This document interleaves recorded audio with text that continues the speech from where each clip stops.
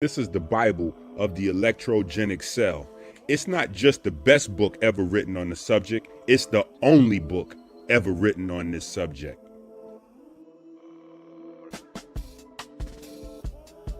Brought to you by supporters of Christ.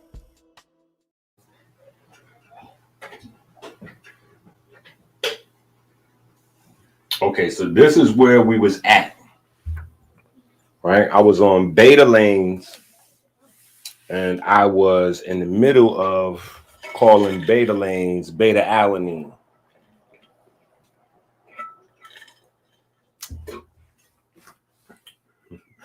Right? I was going through a momentary crisis that was throwing my attention span. You know, I was all over the place. Yeah, apparently there's going to be no water in my part of the city for the next who knows how long. So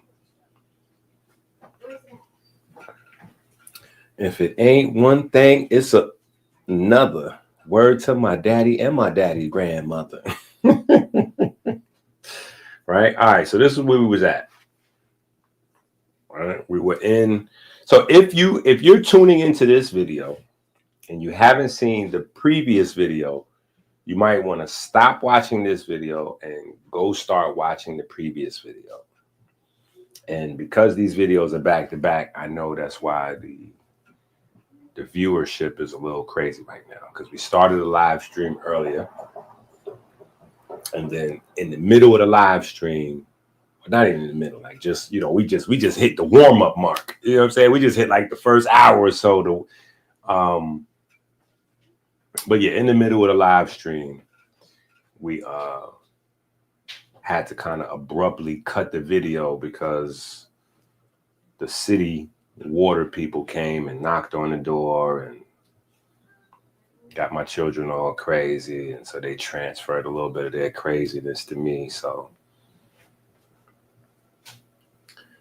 yeah, you know, we had to get it together.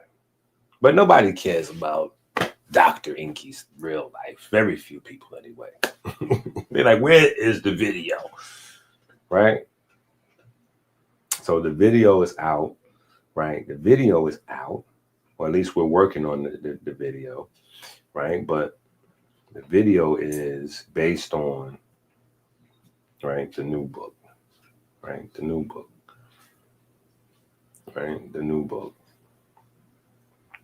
And so we kind of went through a very long, detailed introduction of this book in the first part of this video. Let me phrase it that way. In the first part of this video, we went through a review of kitchen chemistry and how kitchen chemistry number 1 led to kitchen chemistry number 2. And we wanted to give some honor, some praise to Dr. Sebi for laying the groundwork. And then we threw in a couple of other honorable mentions: Dr. Africa, Arnold Ehret, Robert. Actually, Arnold Ehret name probably should have been first, as his work later on inspired Sebi and Africa, and Dr. Robert O. Becker is just kind of in a completely different space, because his work wasn't actually food focused at all, right? I would wonder what his diet was like, right? Because nowadays, you know, because we've had the colonization of holistic health, everything is a combination of paleo and keto. And I don't even know if folks are smart enough to understand what's happening. I don't even know if folks are smart enough to recognize what's happening. Because y'all have these folks playing off y'all attention, and y'all are not smart enough to catch on. right? So let me just hip y'all to something.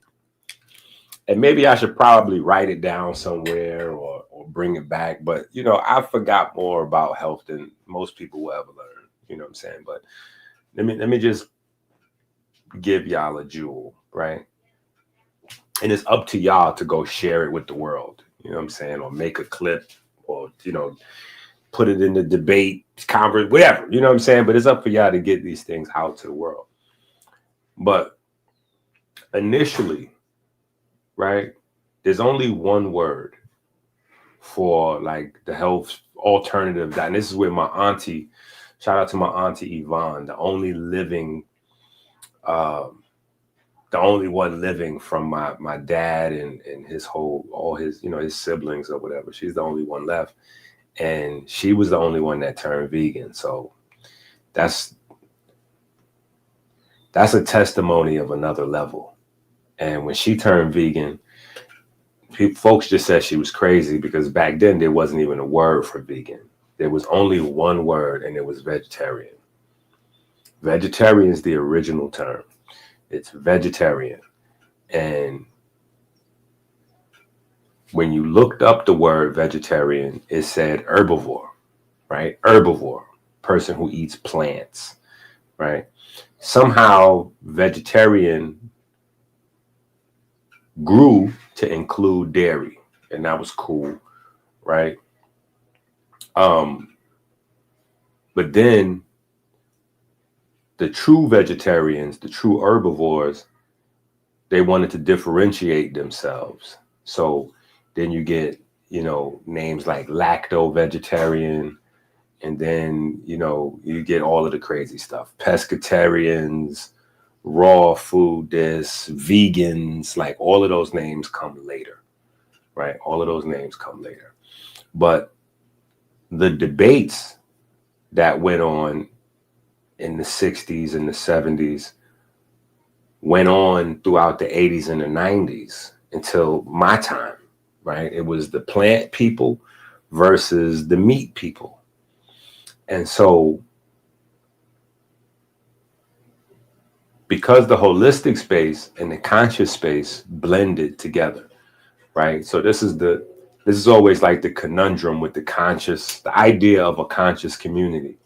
There is no such thing as a conscious community. And it's not a disrespectful thing to say that. It's just from the inside out, people that will be considered conscious community people know that the conscious community is like America.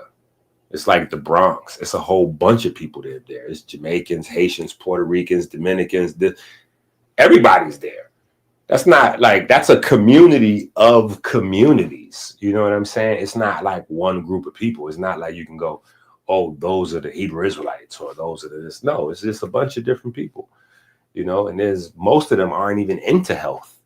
You know, most of them have religious ideas or weird alien ideas or flat earth or whatever. Like it's just, you know, made up of the people that are not mainstream thinkers. You know what I'm saying? And some of the people are just like alternative news people. And so it's a bunch of different people.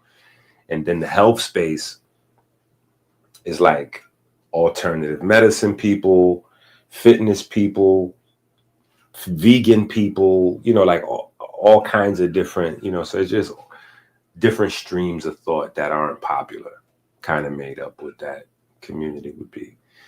But the debate was always the meat people versus the plant people. The dairy people kind of snuggled in and hid for a long time, right? Because, like I said, sometimes dairy would get put with the plant people. Sometimes dairy would get put with the meat people where it rightfully belongs, with the animal products, right? But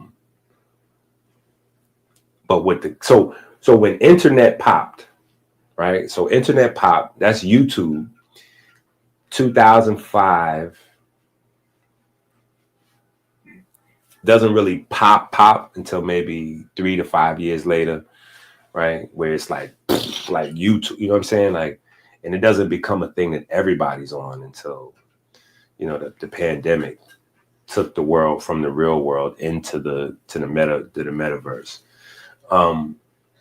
But we can go back to like 2010, right?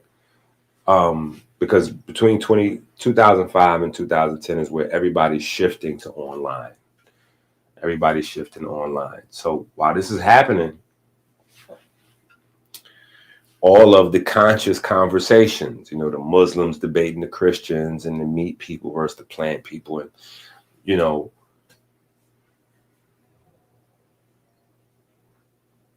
somewhere along the line, they decide to take over and colonize certain types of conversations. So the holistic, it just got whoop. Even the melanin conversation. There's a time period where you look up melanin on YouTube, you don't see nothing but Dr. Africa, Dr. Inky, even Dr. Sebi videos. And Dr. Sebi was against melanin, but you would still see him pop up in algorithm to the point where now none of those people pop up in the algorithm. You're seeing people like Jack Cruz pop up, and Jim Khalili, and quantum biologists popping up. You know what I'm saying? And that's what I mean by colonizing the algorithm, because the algorithm directs attention, right? With attention is education, business, commerce, all of the viable reasons that you'd be online. So, it's really a lot more sinister when you think about it. But yeah, so the conversation now has very slowly and, very craftily been shifted from plants versus animal products to fat versus meat, or keto versus paleo, right? And so very subtle shift to make it a keto versus paleo conversation. And the whole slickness of that is keto, fat is meat. Fat is primarily a animal product conversation, period. Is there plenty of healthy sources of fats in the plant? Absolutely. But that's not what the keto folks are on. Keto folks are on animal products, right? So it's fats versus protein. But it's basically a slick way that the animal product people have basically drowned out the plant-based people. So it almost seems like, to people that might be looking for information, like the plant-based community is gone. And then anytime when you hear one of these keto or paleo people talking, they go, oh yeah, I did the vegan thing for a little while, but it wasn't for me. I had to switch over to keto, or, I had to switch over to paleo. So it subtly impresses the masses with the idea that the vegan or the plant-based community is gone, and that everybody has joined into either keto or paleo, which is actually just the same thing. It's the same thing, because if you get a piece of steak, you got the fat on it and you got the protein. So anyway, I'm just saying, I'm not saying that you can't have a healthy lifestyle with meat. You can't have a healthy lifestyle with keto. Actually, I might be saying you can't have a healthy lifestyle with keto. Keto's a temporary thing, right? Keto's a temporary thing. But yeah, I'm not necessarily for or against either, whatever you find that works for you. I'm just saying, don't be fooled. Don't be fooled. Like the plant-based community, and I don't even promote plant-based, like that thing that has been co-opted and colonized and commercialized. And so we don't even, we pigment and fiber, like we just with the science, pigment and fiber, it don't matter. Whether you're trying to do a vegan thing or you're trying to do a keto, paleo, whatever. If any of those diets are devoid of pigment and fiber, you are going to be deficient and sick. End of story. If somehow you manage to get enough pigment and fiber in your paleo program, you'll probably be straight. If you somehow get enough pigment and fiber in your keto program, you'll be good. If you somehow get enough pigment and fiber in your plant-based program, you'll be good. But it doesn't matter which road you go down. If you do not get enough pigment and fiber in your diet, you're going to be, it's not going to work out for you, champ.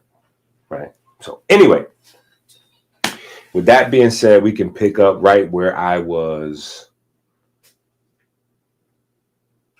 doing my beta alanine thing. Right? Because it was actually a pigment, right? It's actually a pigment that we were on, right? Not beta alanine, right? Beta lanes, beta cyanins, beta xanthins, right? Beta cyanins and beta xanthins, known as beta lanes, right? Which are beet pigments, right? Which is a whole nother conversation on top of the nitric oxide, right? Then we get to molecular breakdown, what happens during digestion, right? And we get through small intestine, sucrose, which is a combination of glucose and fructose, betalains and antioxidants, along with the nitrates. The nitrate secreted back into the saliva gets reduced by oral bacteria, remetabolized into nitric oxide, all right? The root reforms as a chemical messenger, a nitrate to nitric oxide loop, all right? Biochemical pathways. What does the body do with the components? I think we have a good idea of what goes on with glucose. All right. Oh, I think we have a good idea of what goes on with glucose, right? I would hope after all this time.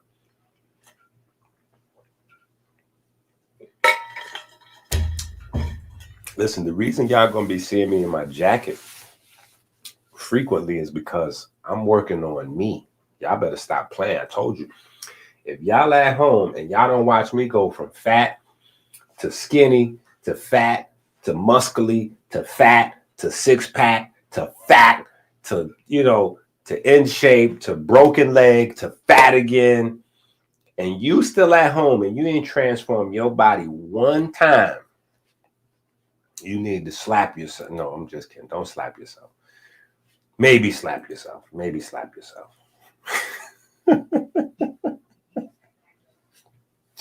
But I'm getting my mileage up. Okay, I'm getting my mileage up. From the 10,000 steps, I've taken another step, right? That's what the 26 miles was about, right? Not only was that celebrating the holiday, right? That's an inspiration holy day. Not only were we celebrating the inspiration holy day for the breath, right? But, that was me making a deeper commitment to myself. When I broke my leg, I thought that once my leg healed up, I figured, okay, it's March. I got April, May, June. I should be back. I should be back to myself. Like I should be back good by my birthday. Right?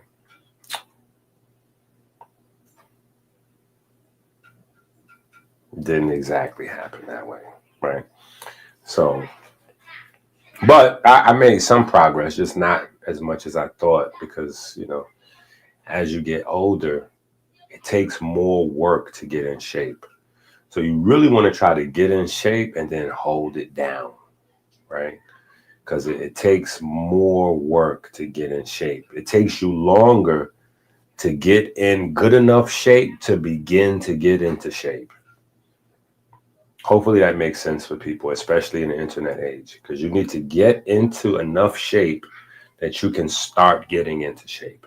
Most people's body is not in good enough shape for them to even begin getting in shape, right? Remember when we talked about the visceral fat that accumulates in your skeletal muscles, right? Maybe we have to bring those conversations back, right? But the visceral fat that accumulates inside your skeletal muscle is what creates a lot of injuries.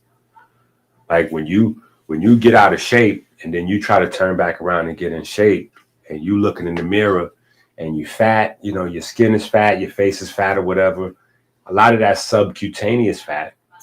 Then beneath that, we have visceral fat.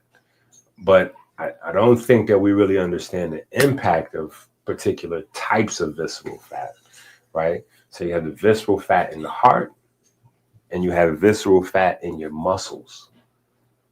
Those two types of fat make it dangerous when you're trying to get into shape.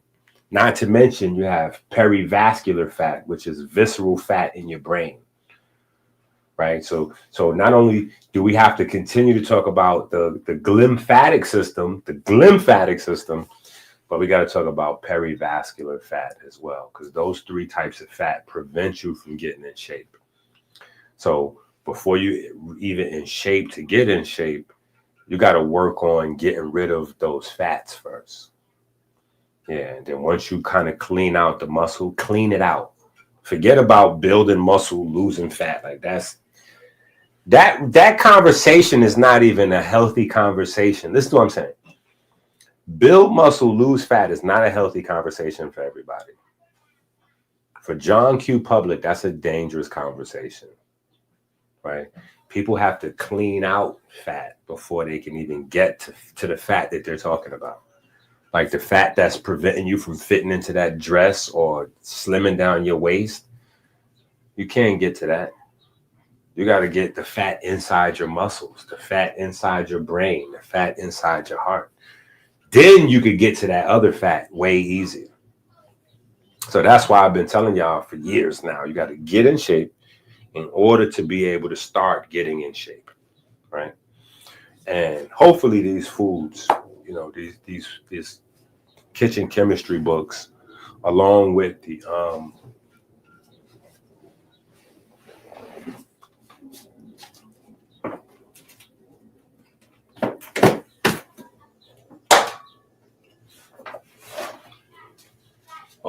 food basics book, right? So this is a part of our food curriculum, right? You got to have the food basics book. The food basics book is a lot more sciencey though. It's a lot more sciencey, but it answers a lot of those questions about alkaline and base and redox and ion and ionic and all that kind of stuff. But anyway, hopefully now after all of this time, especially like 6 years hyper focused on diabetes, like hopefully after all this time we understand what glucose is doing, right? GLUT4, right? The primary carrier or transporter, right? Glycolysis to pyruvate to acetyl-CoA to the Krebs cycle. Now acetyl-CoA right here is obviously where we go over to cholesterol production and that whole universe, right? But then, you know, so the cholesterol universe is like, it's a part of your energy cycle system, just in case you didn't notice that, right? But anyway, goes on to the Krebs cycle. NADH or FADH feeds the electron transport chain, right? You know, NAD, that's sugar. FAD, that's fat, right? Sugars, fats, cytochrome 1, cytochrome 2. So sugar, cytochrome 1, fats, cytochrome 2, right? nitrates to nitrites to nitric oxide, diffuses into smooth muscle, activates guanylate cyclase. This is important for your blood flow, right? This is important for your blood flow. This is the science. This is the science behind. This is why I said when I was giving the introduction the other day, these 7 levels of understanding will take you, much further than probably anything that you've seen on YouTube regarding food. Right? We can't do this all in one setting because there's too many of them, but I'm just going through to give you an idea of how the book is broken down. Right?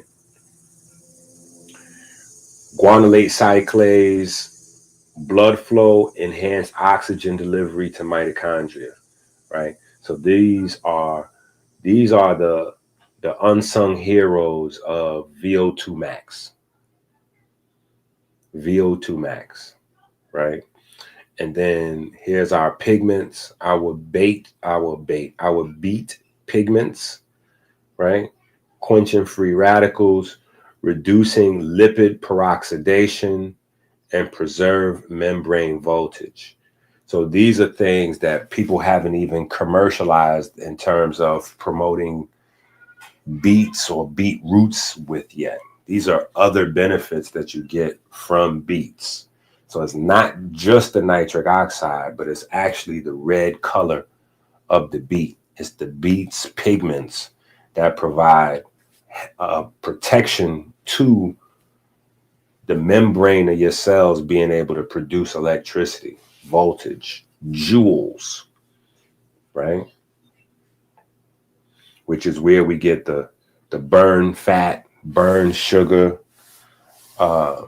misconceptions that we now know is electrogenesis, production of electricity, right?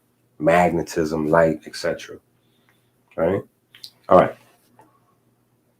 So then we get to the genetic level, right? And the first thing you see here is nitric oxide activates AMPK, right? So at level 4, right, especially for my people that are studying the degrees, doing the degree work, level 4 is where you'll start to see some familiar stuff. And even the people not doing the degree work, but studying the books, right? Studying the books. Nitric oxide activates AMPK. Folate donates methyl groups, which support methylation and repair. So if you anywhere in the health conversation, right, particularly if you have the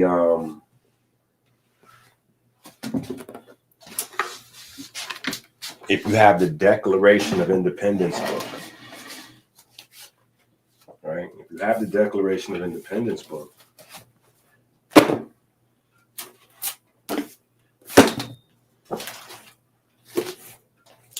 this is our exercise textbook. This is our exercise kinesiology book. And there's a lot of information in this book, but one of the primary themes of this book is how you can use exercise to control genetic expression. How you can use exercise to control genetic expression. So this is bigger than get this book and learn how to lose 15 pounds in 2 weeks like this. Like that person that's running those channels and platforms, and that they probably also need this book, right? Because what's in this book is light years beyond what they're talking about, right? But that is one of the main themes in this book: how to use exercise for genetic to control genetic expression, right? Very important to understand the development of the brain with the body's movement, right? But that's a conversation that really only takes place in heart-centered biology and biochemistry.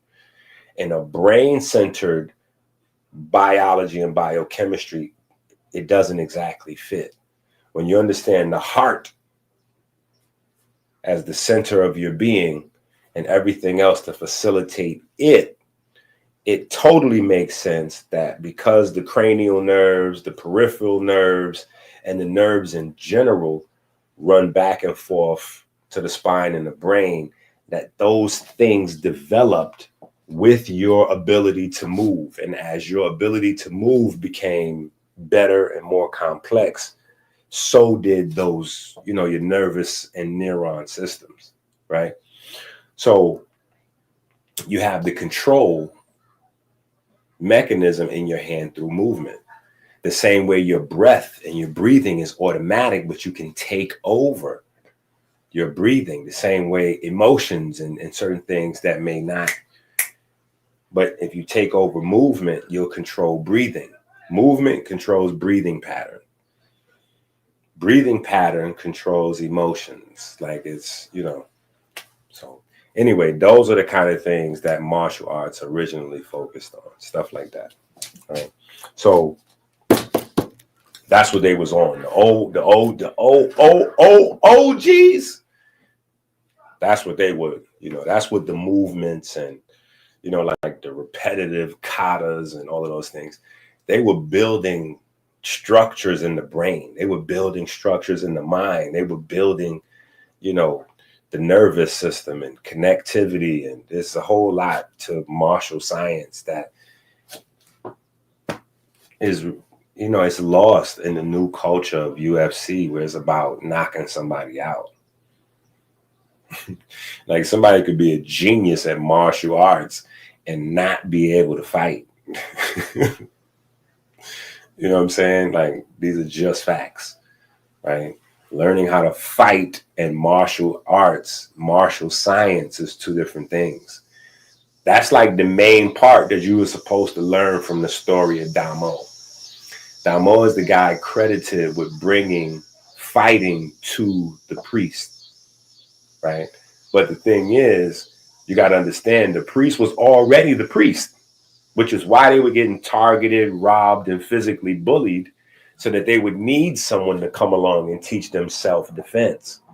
They already had the martial science, right? In terms of spiritual application, in terms of longevity application. They was already living the longest. They already had those secrets, right? Which is why they were getting attacked and harassed and bullied and, all of those other things. But what they needed to do was take what they were learning and what they were mastering for inner development and learn how to project that outward, which is what Damo came up there. And, some people don't believe Damo is a real person. Some people do, whatever. But that's what you're supposed to get from that story. Or at least one of the things you're supposed to get from that story. So anyway, listen, the same way we're unpacking, you're supposed to be unpacking as you study these books. That's why it's broken down this way, so you can unpack, right? You can unpack, right? Beta lanes modulate NRF2.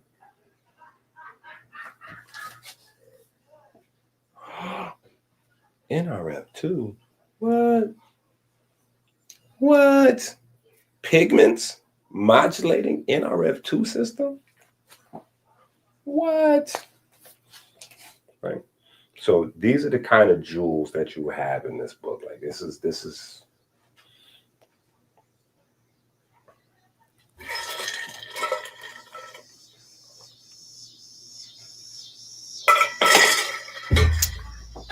Inky sips moss.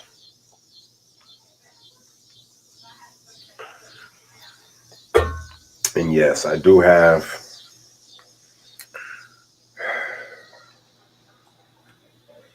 sometimes I just get a spring water for the taste of it. Sometimes I get spring waters, and sometimes I also get tonic waters. Yeah, sometimes I get me a little natural sparkling mineral water. And sometimes I get me a little tonic water.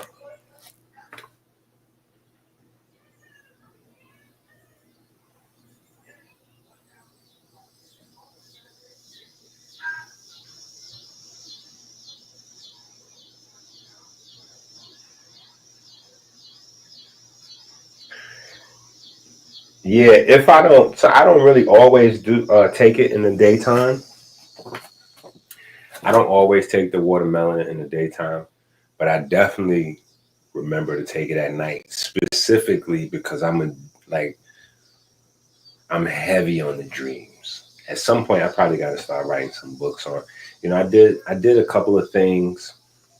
I had a series on REM sleep and some of that stuff, but I go, and then I have the brainwaves book, wherever that is right now. That's probably in the front bookshelf. But there's a book called Inky and the Brainwaves. And in that book, I kind of get into the sleep, into my sleep bag a little bit. But yeah, the watermelon will definitely boost your ability to lucid dream for the people that are into that. But I went crazy in the dream space. Like I dedicated like a whole 2 years of studying dreams where I was like sleeping like 12 hours a day if I could, and I was doing all kinds of experiments, some I won't even admit on the internet. But yeah. Watermelon is definitely a safe, healthy way to boost your dopamine levels and then boost your ability to lucid dream. Yeah, definitely will boost your dopamine level and your ability to lucid dream.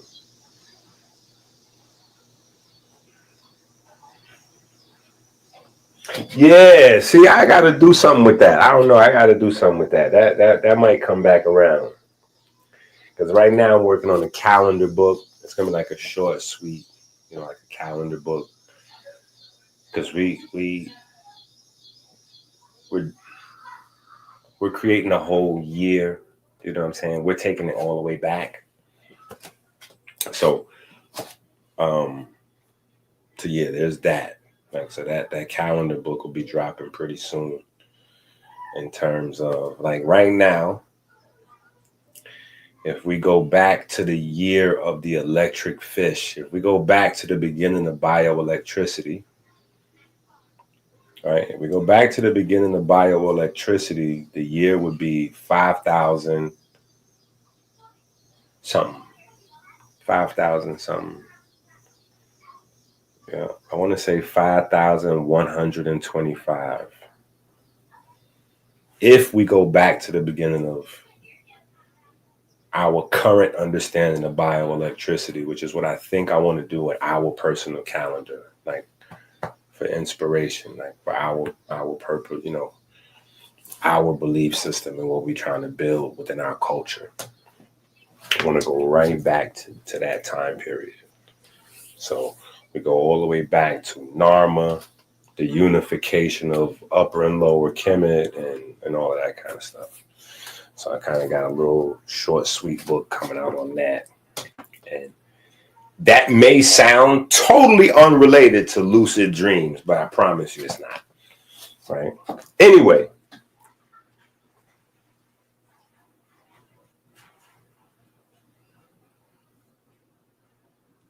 Yeah. You see how that opens up conversation and it gets crazy. Yeah. See that? Yeah, it's because stuff be attached. Stuff be attached, right?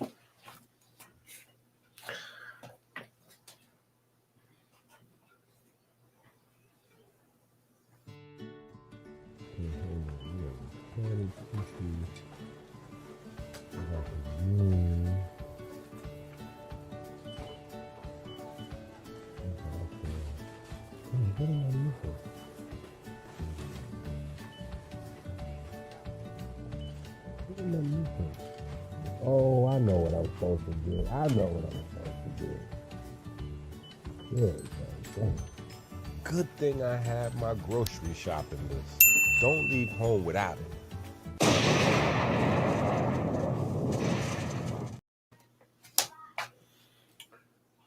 All right, so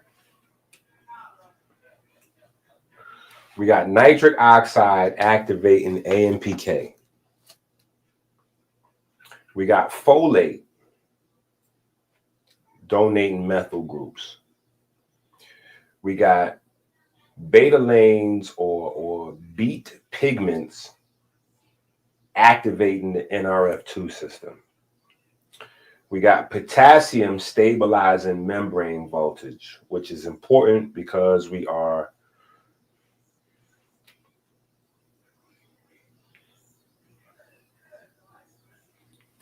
doubling down on the pigment activity in beets, right? And then we got GMP signaling, reducing platelet aggregation. If that doesn't make any sense to you, that is about pure blood flow, and even not just, and I probably should have wrote this in there, but not just protection from your blood clotting, but also helping people, that have issues with clotting, right? Because I don't know if y'all seen the little 26-mile, that little marathon we did at the end. My foot was bleeding, and I was laughing at myself, self-deprecation at its finest, but I was laughing at myself because some people panic, like if their foot's bleeding, they scared because that could lead to cutting the foot off because their foot won't heal. The foot won't stop bleeding, right? It won't clot. It won't create new skin, right? All of the things that the clotting network is supposed to do, like that doesn't happen for them. And that's a part of the diabetes space. So folks with diabetes or even pre-diabetes, they are led to be horrified of getting a cut on their foot, right? But beets, right? Beets help with that. All right, disease pathway. How does this food trigger or prevent disease? Now, if you have the book, right, which nobody does, the book just came out. But when you have the book, when your book comes, say for instance, you just want to skip through the book, I would recommend skipping to that, right? If you just want to get the most basic, like naturopathic feel, you know what I'm saying? And I always suggest people read these books more than once anyway, right? Reading the book more than once is, right? But if you want to just skip through the book and go through all of the foods and just get an idea, I would say level 5 is the spot, right? Because then you get the idea of what's for what works with what. Now, when you're going through all of the levels, it gets more complicated and you can build out a better picture. You can sculpt out a much fuller picture, especially if you have particular things you're trying to work on.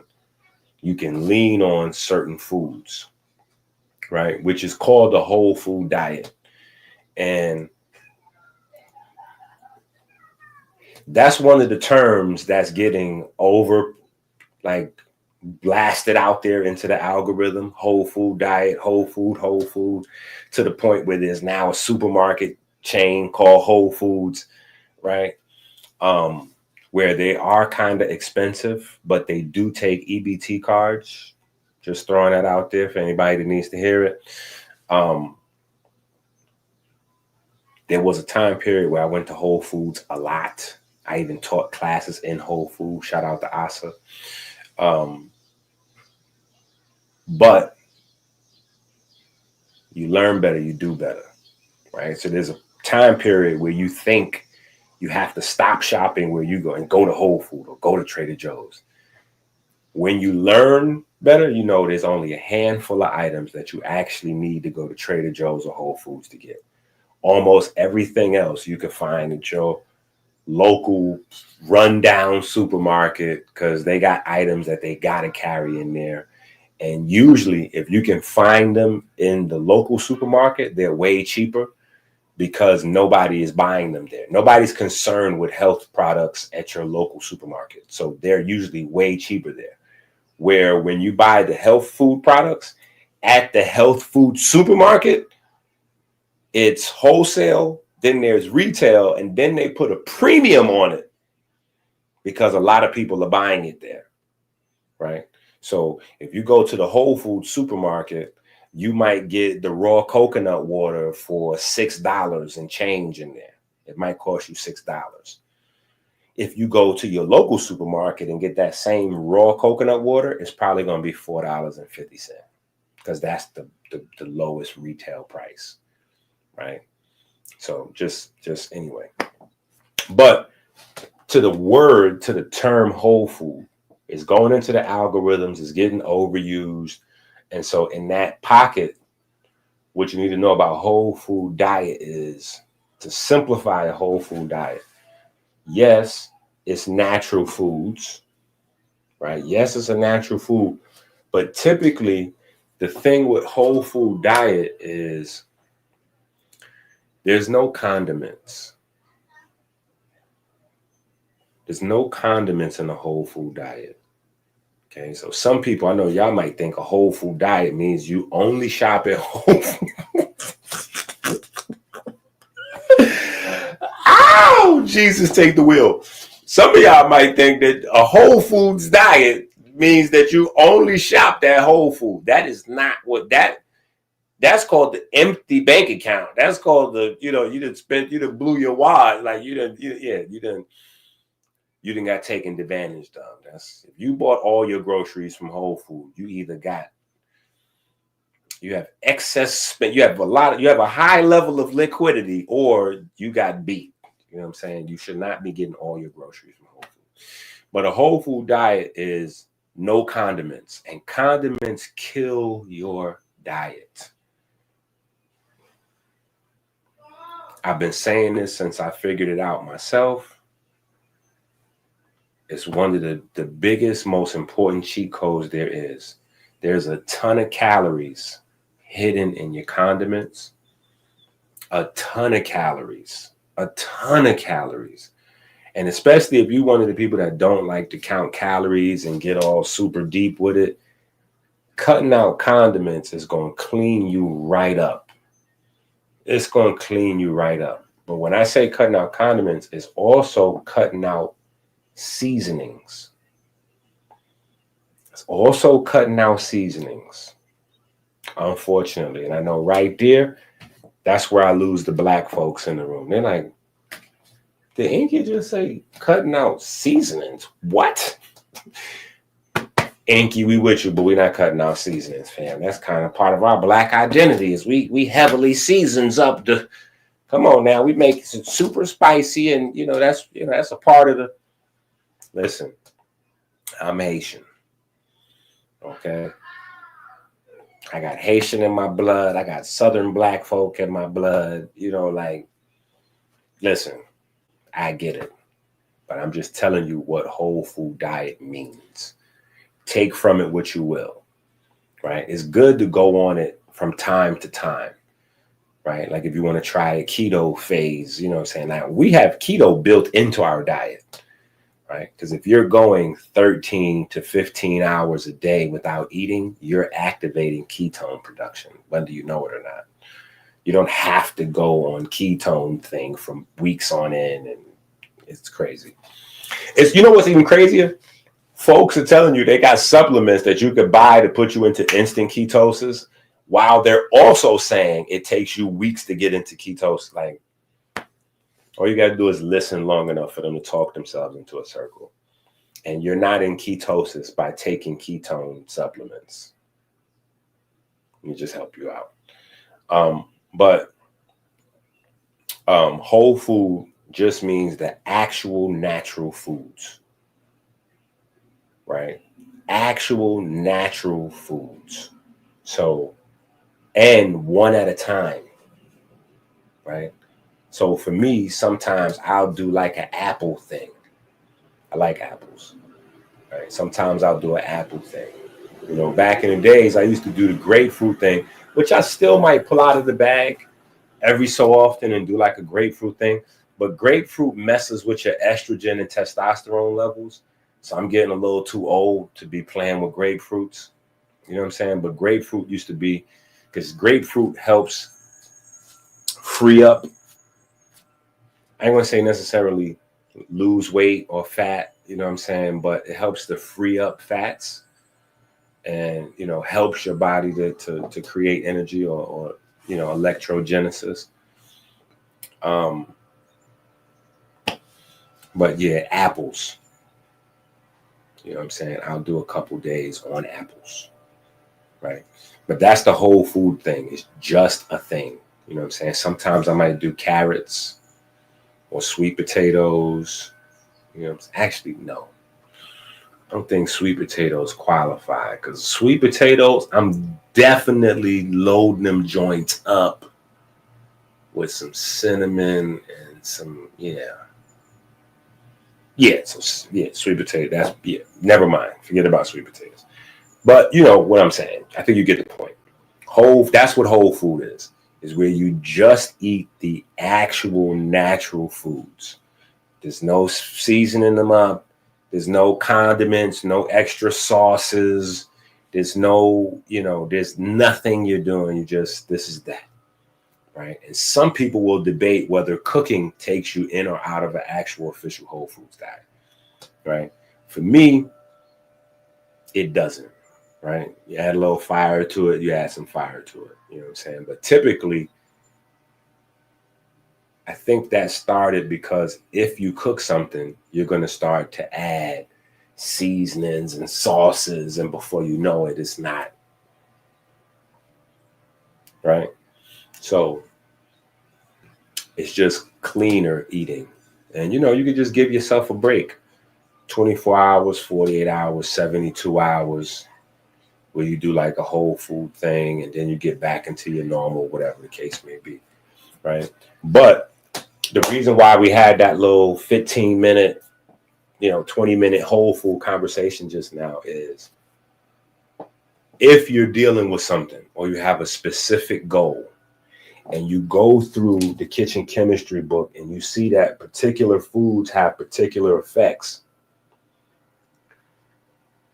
sometimes you can counteract the effect of a particular food when you start adding in the different seasonings, because those are different plants.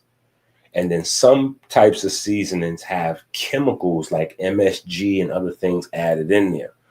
So the seasoning may counteract some of the effects of that food, or the sauces, the condiments, the cooking, right? You add heat, it may kill certain nutrients, right? It'll denature pigments, denature proteins. So to make sure that you're getting the full benefit of any specific food, you really kind of want to have it, kind of unadulterated. All right. That being said,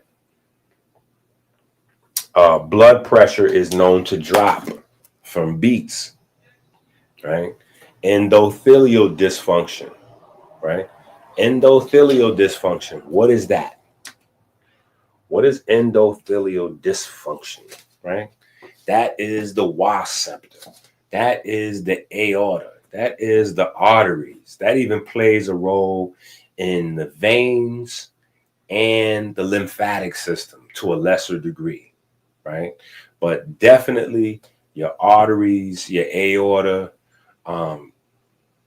definitely has a large impact on your capillaries, right? Just know that there are some things that don't have anything to do with your capillaries, but they greatly impact your capillaries, right? Because capillaries are downstream from your aorta and your arteries. The stronger your aorta is, the stronger your arteries are, the less problems you'll have in your capillaries, right? The more capillary growth you'll have, right? But if you start to get upstream issues in the arteries and the aorta, they're so big that an issue in those places could become life-changing in your capillaries, right? Because something that's floating around in your aorta or your arteries that shouldn't be there, those are large enough that they can push it through. If it makes it to the capillaries, some of the capillaries are so small that that same thing that would be looked at as debris in the artery or aorta could form a clot in the capillaries and stop the whole system up, right? So yeah, that's an important thing.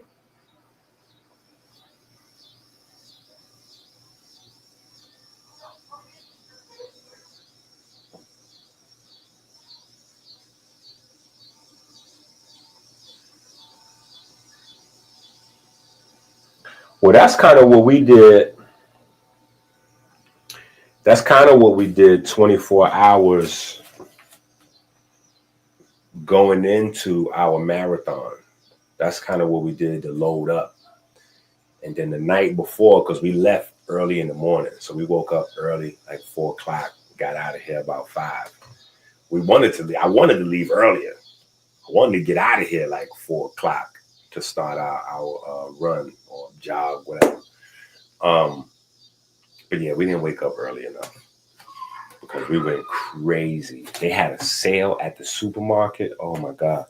They had the black seeded watermelons, and then they had the nerve to have those all black watermelons. I don't even know what the name of those is called, but they're black seeded watermelons, but they just got like twice as much sugar in them. I don't know what those are, like crackhead water. I don't know what those are. Those are like heroin addict. Those are highly addictive watermelons. Yeah, but that was my plan. Like, so, like 3 days in advance, we like started changing our diet a little bit. And then the last day before we went out, we went crazy on the water. Like we binged with just all day watermelons. Yeah, all day watermelons. So we be loaded. Because the watermelon, you got the precursors. So watermelons has a lot of the same impact as beets, but the chemistry is different, right? Because watermelons have a lot of citrulline and arginine. And the citrulline and arginine, the sun and the exercise will trigger nitric oxide production. So you'll get to nitric oxide, but you'll get there a different way than with the beets.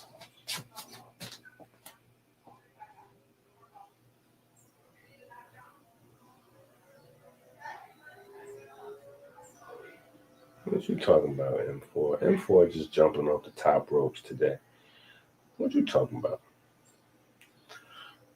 Hold on. Of course. Of course. Now, sea salt ain't going to be there. Sea salt ain't up in there. We ain't put no sea salt up in there. But garlic is in the book. Garlic is in the book. All right. So cognitive decline, right? Anything that improves blood flow is going to improve brain activity. Diabetes, we talked about AMPK the other night at length, right? AMPK, one of the big secret cheat codes to diabetes. And that doesn't matter what type of diabetes you have, right? Athletic fatigue, chronic fatigue. What's that other thing that people have? Athletic fatigue, chronic fatigue. And then there's another one. What is it? Myalgia? I think it's myalgia. Yeah, myalgia. All of those are impacted the same way. Right? All of those are impacted the same way. Cancer, right? Again, the pigments, the red, right?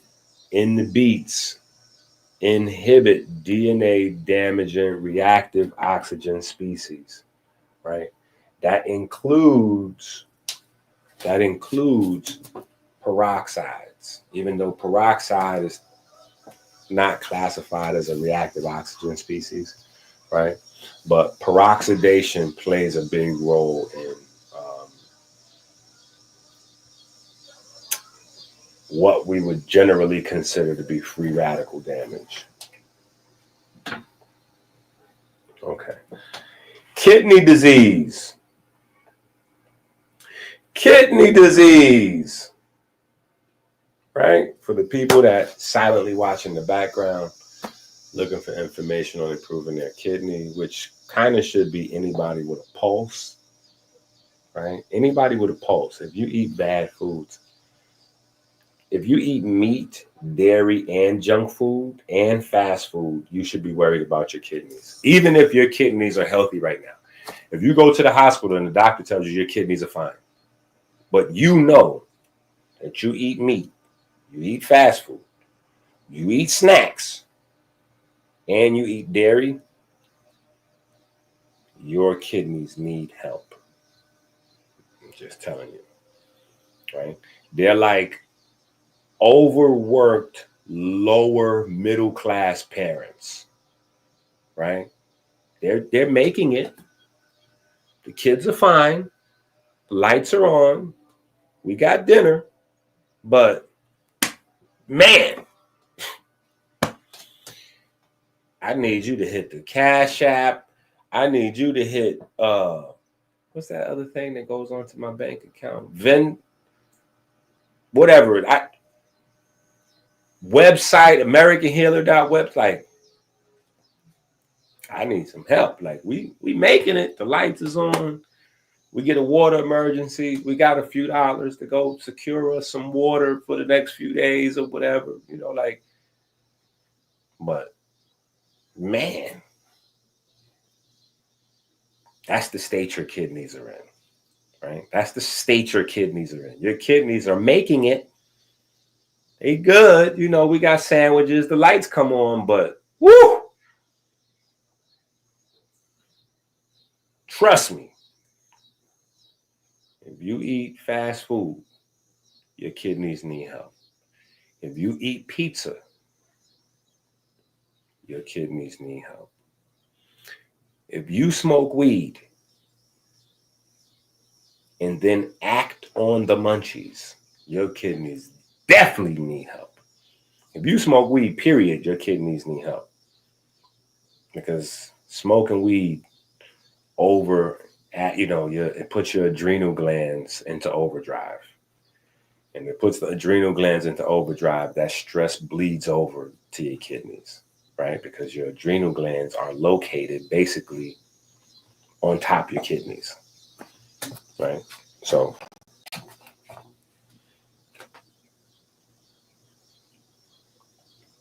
yeah, no, I was thinking of Zell. That's the thing I was thinking of. Yeah, there you go.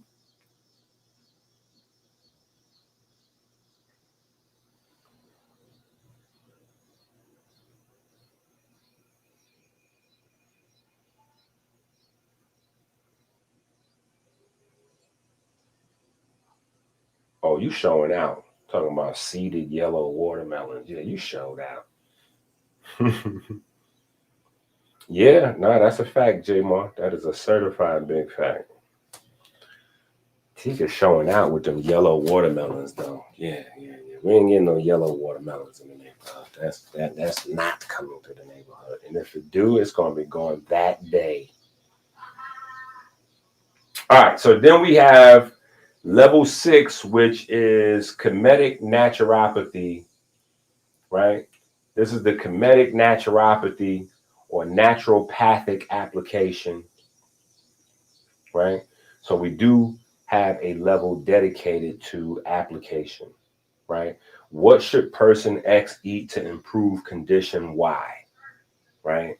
Athlete or elderly with fatigue, right? Hypertension patients, right? Neurodegenerative risk, erectile dysfunction, right? Hypoxic states. Now, who experiences hypoxic states? Anybody who does real exercise, right? What is a hypoxic state? Hypoxic state is when you're out of breath, right? Typically, when you're exercising and you're out of breath, that means that the lactic acid level is up and the carbon dioxide level is up. So you're not being able to match the speed. Like, so say for instance, you're running, right? You're running, or you're doing your 60 and 60, right? Or you're training to build up to where you could do 60 push-ups in 60 seconds, right? So you're trying to do push-ups as fast as possible, right? In order for you to do the exercise, whatever the motion is, whether it's a push-up, a run, a bench, whatever, for those muscles to work, you have to convert sugar into electricity, which then allows the mitochondria to do its thing in terms of recycling ATP. So then you can get the light out of the ATP, right? So electricity to light is the process, right? In that process, as you're breaking down sugars, right, your body has to get rid of the carbon the leftover carbon. So you have to bring in oxygen to match the carbon, right? So that's one thing that's taxing your oxygen. And you can only break down sugars at the speed that you can match the oxygens to the carbons. That's one thing. But then you also have to wrestle with recycling lactic acid, right?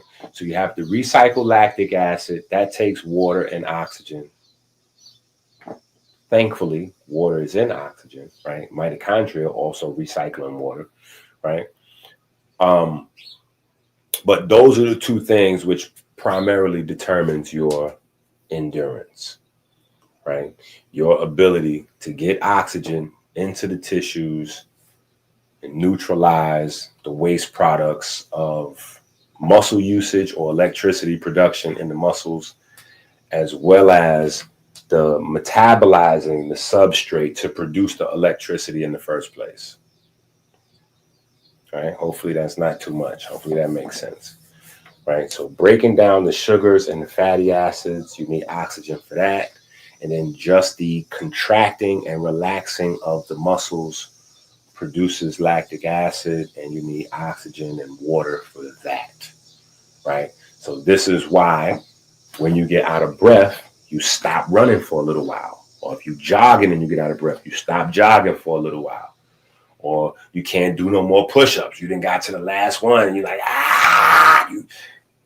and you stop. When you stop the movement, you keep breathing. In fact, you might breathe harder. And you get all this oxygen in. And all that oxygen without the movement allows you to reset everything. And then you can start the movement again, right? Then you can start the breaking down sugars and fats to produce electricity and using the muscles and, you know, recycling lactic acid and all that kind of stuff, right? So all those are considered hypoxic states. For clarity, right? Hypoxic states, right? So almost everybody that exercises, right, you experience hypoxic states, right? From plate to mitochondria. Show me how this food becomes light, right? Show me how this food becomes light, right? This probably here level 7. That's why it says Codex level. For John Q. Public, this may not even, right? This may not even be relevant for John Q. Public, right? This may not even be relevant for John Q. Public. But for us, it is. It's just another level, right? All right. And so we go through a bunch of foods, right? Black currants. Let me think.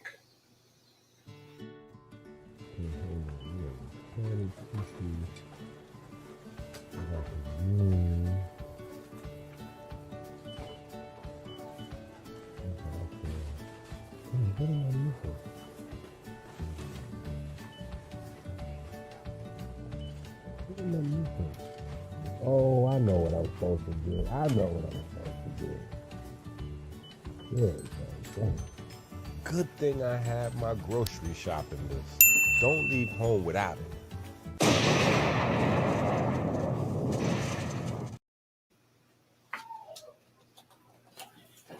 Baduka, right? Baduka. Baduka, right? Baduka. That's the Kemetic name for watermelons, right? They created watermelons. Think about that. Kemet invented watermelons. They gave the world watermelon. So while we here talking about the benefits of watermelon, we should be talking about the genius of Kemet. The genius of Kemet is the benefit of watermelon. They literally invented watermelon as a way to deal with the health issues of that time, right? Diabetes, high blood pressure, like watermelons are like a living plant pill, like a living capsule. A watermelon is like a living herbal capsule for high blood pressure and diabetes. Right? Think about that. They invented it. Right? Hybrid. That's why, going back to Dr. Sebi's food list, that's why I realized early on, even as I was getting the benefit from it, feed my children, but I realized early on, it's not so much that Sebi's food list needed a bunch of work because there's understanding missing. Sebi's food list wasn't for you to live by. That wasn't a living food list, right? What we have, the Electrician, this is a living food list. This is a living food list in here. The shopping list, this is what Dr. Sebi had was a healing food list. And I know some people are like, wait a minute, are you saying that there's a difference between a living food list and a healing food list? Yes. His food list was designed to go with his herbal program. So that while you're taking his herbs for whatever condition led you to see him, you would be eating certain foods that won't get in the way of the herbs' healing effects. Because sometimes you can take one healthy food and another healthy food and they can cancel each other out. It doesn't mean that either food is unhealthy. It just means that chemically, right, they're antagonists of one another. Or biochemicals present in one are antagonists to biochemicals present in the other, right? So he took the time, this GOAT level behavior here. You know what I'm saying? He took the time to put together a food list that would complement his herbs, right? Problem is people didn't understand that, which is why when they see Dr. Sebi somewhere and he eating some crazy stuff that's nowhere even close to what's on his food list, the earth got to stop spinning because they're like, oh, Dr. Sebi exposed. He ate a burger. Dr. Sebi was eating fish. Dr. Sebi was eating snakes. Dr. Sebi was drinking milk. Well, according to Dr. Sebi never said you couldn't ever eat those things ever again in your life. That food list was not for that. So it just, like I said, a lot of the inspiration from that food list was based on just the lack of knowledge surrounding it. I realized that we still haven't got a day-to-day actual food list because that food list is not that. That's not a day-to-day food list for, like, that food list is for sick people. What about once you follow that list and now you all healthy again and you exercise it and you trying to just stay that way? That's not the food list, right? Then there was some other stuff with like hybrids, like spelt is one, watermelon is another. Watermelon is a hybrid. Now, I dare any of the people that love Dr. Sebi even begin to fix their face and lie and say they giving up watermelons. I have not met a black person or a white person. Y'all be throwing the watermelons on us, but when I be at the supermarket, white folks got 3, 4, 5 watermelons, and they listen. I don't know nobody giving up watermelons. They could put AIDS and cancer in watermelons, and people would just drop dead. Nobody's giving up watermelons, right? But I'm just saying, according to the no hybrid rule, according to the no hybrid rule, you're not supposed to have watermelons because watermelon's a hybrid food, right? So I use watermelon as just an example of the fact that the no hybrid rule is not, and like it's not, you know what I'm saying? When Sebi was talking about no hybrids, it was really more like no modern laboratory hybrids. That's what he was really on, right? Because the modern laboratory hybrids have had the composition of the plant change, not for the benefit of people, but for commercial interests, right? So that they last longer shelf life, or, you know, farmers don't lose their crop in the winter, or whatever the case may be. But it's not to boost the nutrition. It's not to make the plants more therapeutically active. It's not to make stronger wild plant. You know what I'm saying? It's not for those things, because nature makes its own natural hybrids for survival, right? But yeah, before we get into watermelon, I just wanted to let y'all know. Watermelon is definitely a hybrid, but it's not a laboratory hybrid. It was created in Kemet, right? It was created in Kemet. Baduka, right? All right. So watermelon, not only just water, sweetness, right? Opens the vessels, right? So here's the macro, and here are the keys. Keys open doors. Keys open doors. Keys open, keys open, keys open doors. Citrulline, the star of the show in terms of watermelon nitric oxide production. Lycopene, right? Very similar to betalain, right? The beet pigment, right? Lycopene is watermelon. Tomato, right? You throw tomatoes in there. Lycopene is in watermelons, tomatoes. It's a pigment in red fruits also. Red fruits, vegetables, right? Vitamin C, potassium, magnesium, B5, right? Digestion.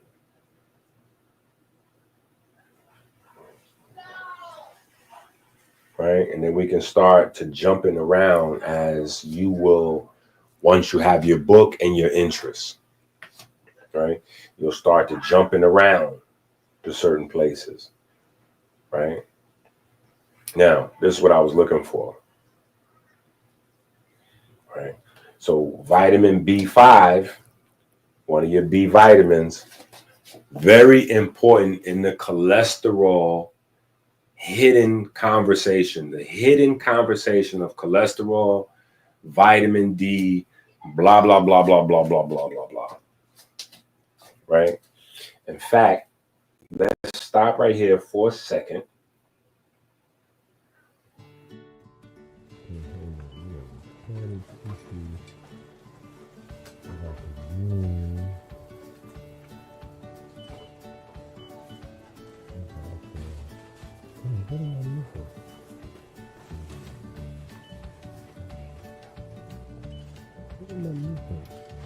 Oh, I know what I'm supposed to do. I know what I'm supposed to do. There we go. Good thing I have my grocery shopping list. Don't leave home without it.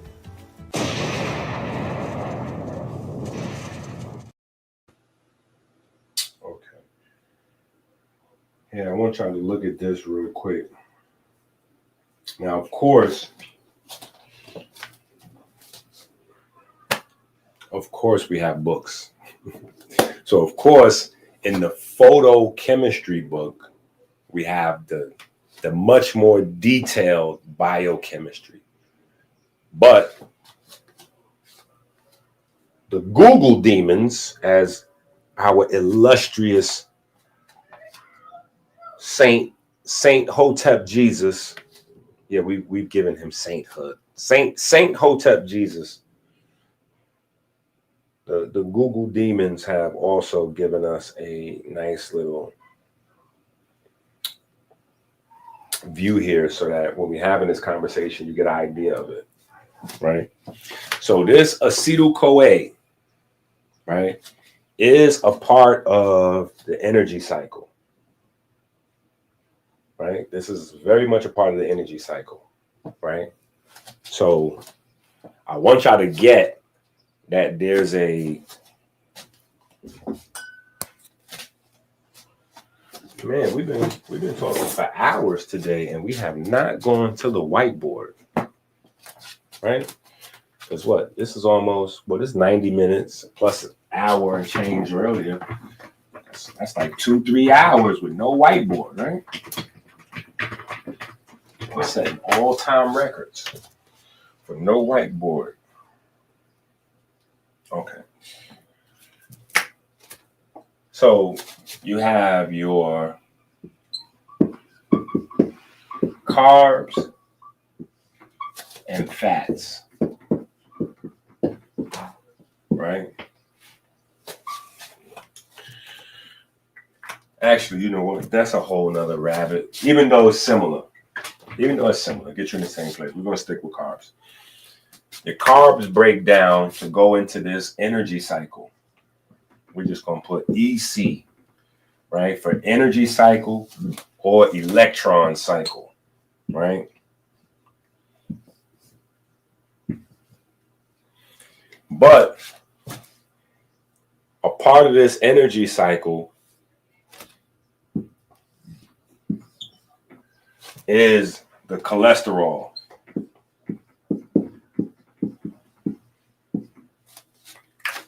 And you won't see it in any textbooks looking anything close to that because they're going to go with acetyl-CoA or acetate-CoA or something to that effect, right? But cholesterol is the most important product that comes out of that whole side quest. Yeah, we live in the Minecraft world now. We in the world of Minecraft and streamers and gamers. So side quest. That's what the perfect term for this. Side quest. This side quest of acetyl-CoA is what eventually becomes your cholesterol.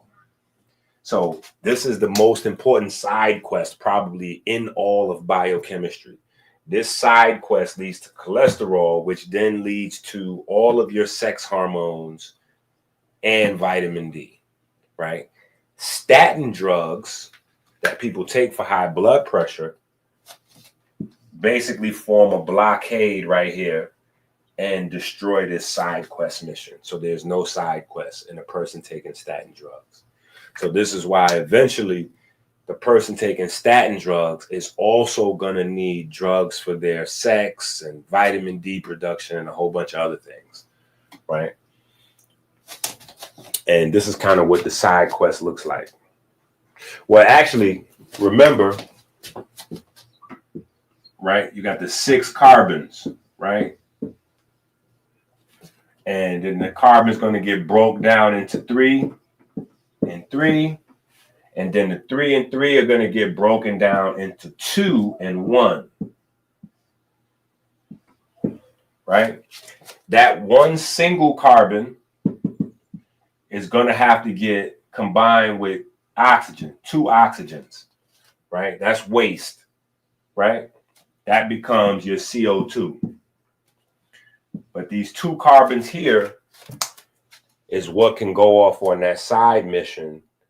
And then the side mission looks something like this, right? Acetyl-CoA, HMG-CoA, mevalonate, isopentenyl, farnesyl, squalene, lanosterol, and then finally cholesterol, right? So important side mission that leads to cholesterol, very important. Now, in order for that to happen, to facilitate this side mission, one of the key elements that you need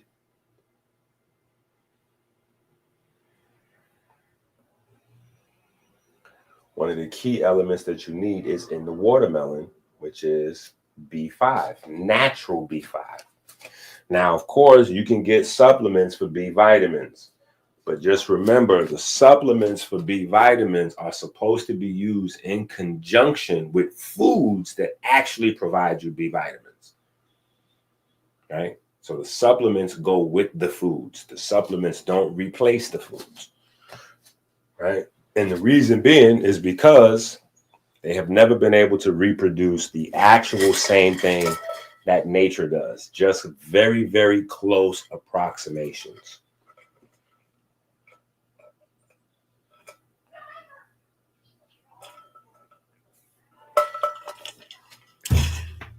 If they could replace food, we wouldn't have farms. All right.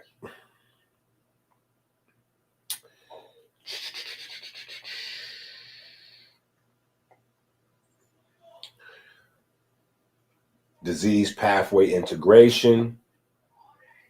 Right now, again, something like this. Who needs heat and lymph congestion help? Every single human alive, right? Who needs cognitive improvement? Every single human alive, right? That's what I was talking about earlier when we were discussing the dreams, right? The compound on the website, if you go to AmericanHealer.website, is called watermelanin, right? Because some of the ingredients come from watermelons, right? But it's water, not watermelon, it's watermelanin, right? Because it increases the dopamine production, which increases neuromelanin production and activity, right? And the increase in dopamine and neuromelanin activity is where you get the dreams and the ability to read all these books and help remember some of the stuff a little bit better than, it's not like a limitless pill, you know what I'm saying? But it's kind of close. It's not exactly like a limitless pill, but it's kind of close. It's kind of close. Watermelon is wow.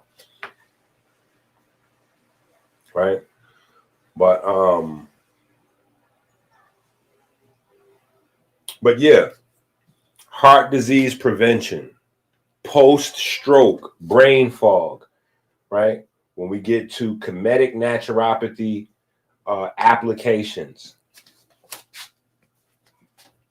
right? And then again, being able to extract information, right? Once you get to another level with the study, you start putting stuff together, right?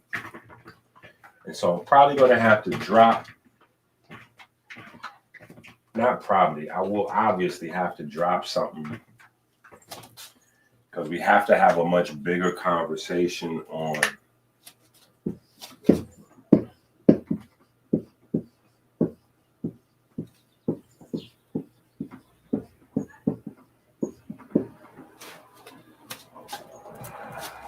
these are the hidden visceral fats, right? We got perivascular, right? This is the hidden fat in the brain, right? Then, of course, we talked about this guy.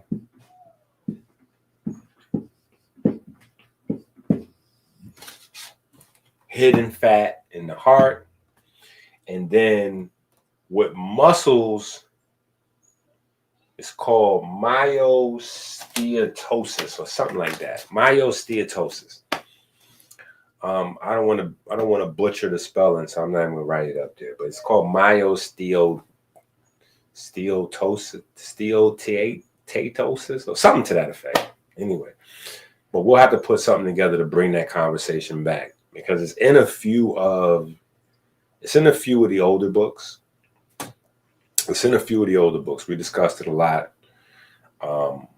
Muscle fat, right? Fat hiding inside your muscle cells. Because I believe from my studies, Dr. Sebi was probably one of the first people that recognized it, right? Even though back then there was no term for it. Because remember, Dr. Sebi is getting busy in the 70s and 80s, right? So there's no term for it.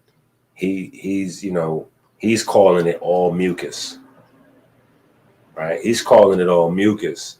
But now we have intramyocellular lipids and, we just have a bunch of different terminology to specify some of these things that didn't exist.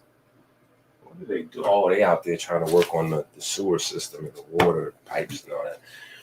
But yeah, so we got a lot of terms now to use to describe some things that didn't exist at this time, right? Intramyocellular lipids and some of those other things that we talk about as being part of the problem with diabetes, heart disease, blah, blah, blah, blah, blah, blah, right? All right, so we went through two of these. One better than another. Let me think of another food. Let's think of another food.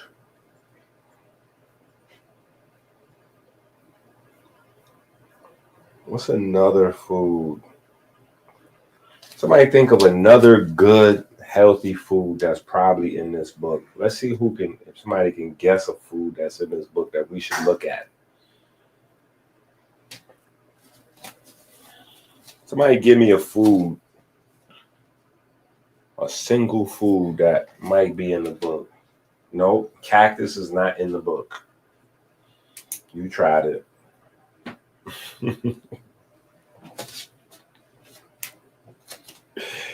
Cactus is not in there. Stop trolling.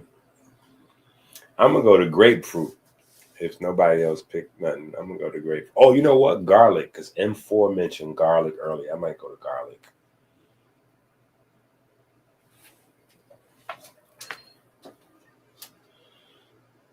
Let's see if I can find it.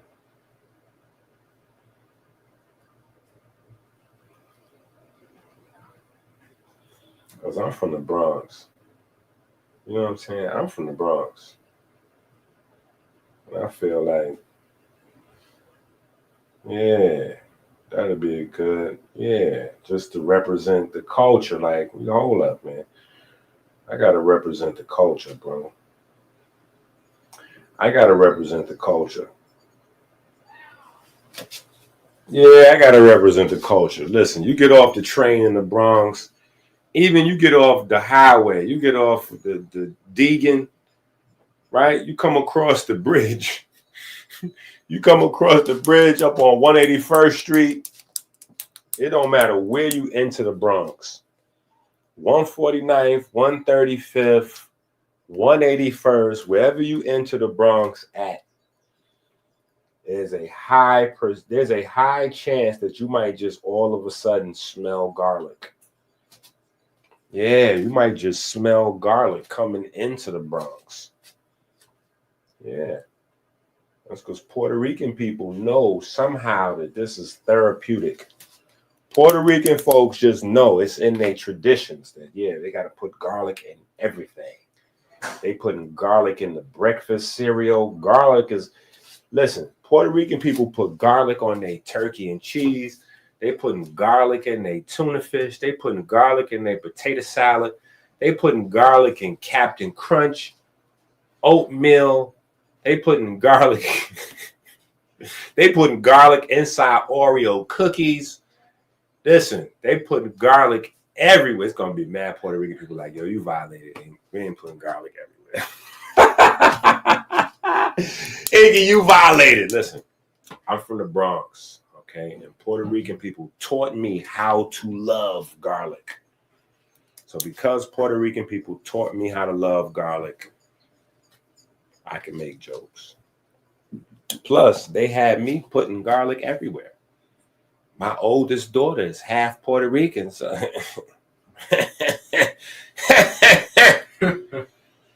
bye-bye.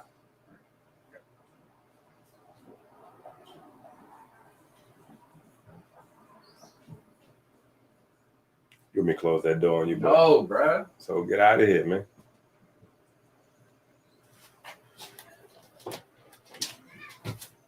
Wayne. Boy be hating. That boy be hating. So key active compounds in the garlic: allicin and sulfur. Now, out the gate, when we get to the allicin, well, when we get to the sulfur, right? The only people in written history that have had a greater love affair with garlic than Puerto Ricans is Kemet. Not Egyptians. Kemet. Okay? Egyptian people and Kemetic people different, right? Not Egyptians. Kemet. Those are the only people known in written history who have had a greater love affair with garlic. All you got to do is go through the medical papyri. When you go through the medical papyri, it's a wrap. Garlic is everywhere. Garlic is in almost every formula. No matter if you bust your head or you got cancer or you got surgery, whatever you got, you're gonna put some garlic on it. I'm telling you. Listen.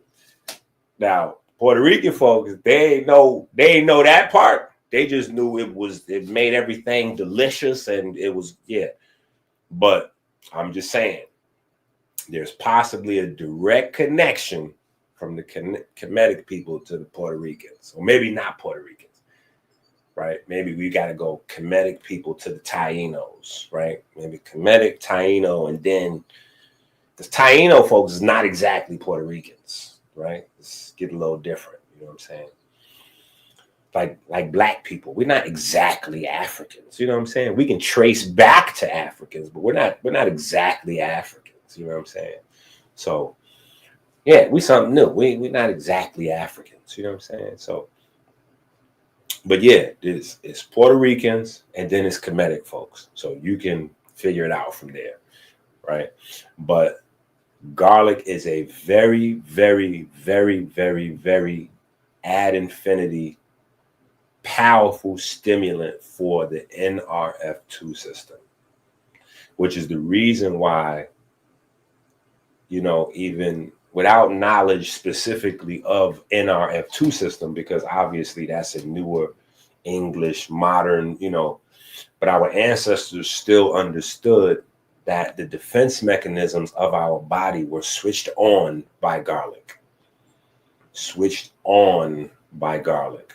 So anything that required you to improve your immune system, they was going to go ahead and add, yeah, put some of that in there. Yeah. Raw, cooked, boiled, baked. We're going to add some of that garlic in here.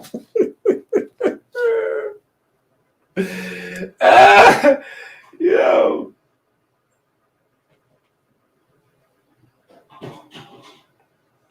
You trolling.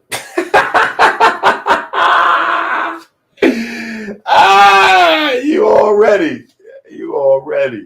Listen. Folks that come from the Caribbean, period, in general, they got a lot of good, strong health traditions, but they didn't have any idea of what it. That's why folks stopped listening to their grandparents, because we got into the science age. Yeah, we got indoctrinated by science. We adopted science as a new religion, and we didn't even know science was a religion. But we became converts. We converted to the religion of science without even knowing. So you got a bunch of people, atheists, this, that, agnostic. They're like, oh, I don't believe in no religion. I'm not a religious person. I believe in science. Okay, so you're not religious? Oh, got it. End of convo. That's like a religious zealot. But the better thing with a religious zealot, at least they know they are crazy for Christ. You know what I'm saying? Or mad for Muhammad. You know what I'm saying? Like, they at least know they're religious zealots. Scientific people don't even know they're religious zealots. Right? But we converted to the religion of science and started questioning everything that our elders were giving us and discarding anything that our elders could not answer in the language of science. That's one of the tricks that science pulled on us. It gave us a new language and said, this is basically the language of facts. So if somebody answers you a question that you ask them, a scientific question, and they don't answer you in this language, they're wrong, right? And so now we have this whole quantum revolution, and the quantum revolution is really science's way of adopting spirituality. It's science's way of not having pie in their face. It's science's way of being able to say, yeah, that's what we're saying. Like, oh, 50 years ago, 100 years ago, 200 years ago, you were not saying, right? But so, yeah, our grandparents told us some stuff. We questioned it. They couldn't give us the right answer. So off to McDonald's we go, right? What? Yeah, I can get me an egg, bacon. What's that? The egg sausage McMuffin, and I got macros, and I got macros right there. It's macros on there. I got macros in my egg McMuffin. Yeah, it's macros in there, and I can get me an orange juice with my egg McMuffin for breakfast. I can get me a big breakfast with eggs. That's why macros is not by any stretch of the imagination to be used to determine healthy living or healthy diet. In no shape, form, or fashion should macros, like, oh yeah, well, you got to do it in the macros. If a person starts and stops at macros, they don't know what they're talking about. Because you can get a Hostess cupcake and count macros. Like, you can count macros in anything. That doesn't, right? And now even science agrees that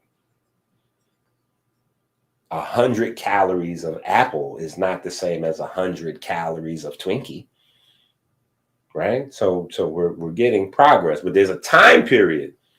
There's a time period where science did say that 100 calories of Twinkie was equal to 100 calories of apple. So right now that may sound ridiculous to us, but that's because we have short memories. And so because we have short memories, we don't remember and we don't judge. We don't remember and we don't judge. We don't judge the Food Drug Administration for telling us that 100 grams or 100 calories rather of Twinkie was equal to 100 calories of pineapple. We don't judge them for that. 100 calories of Twinkie is equal to 100 calories of kale. We don't judge them for that. We look forward to them to tell us the truth again. Just like all this whole situation with the mask and the shot and we're waiting for them to tell us the truth again. Yeah. The Democrats, blamed everything with Epstein on Trump. Trump is hiding the Epstein files. What's going to happen when they find out that that lady is working with Trump? Ghislaine Maxwell. She's revealing everything to Trump. What people going to say that? What's going to happen when they find out that RFK just totally, I mean, he just machine gunned the organ donor, the whole organ donor. Matter of fact, let me stop this video right here. Let's stop this video right here to pull this up as a service message.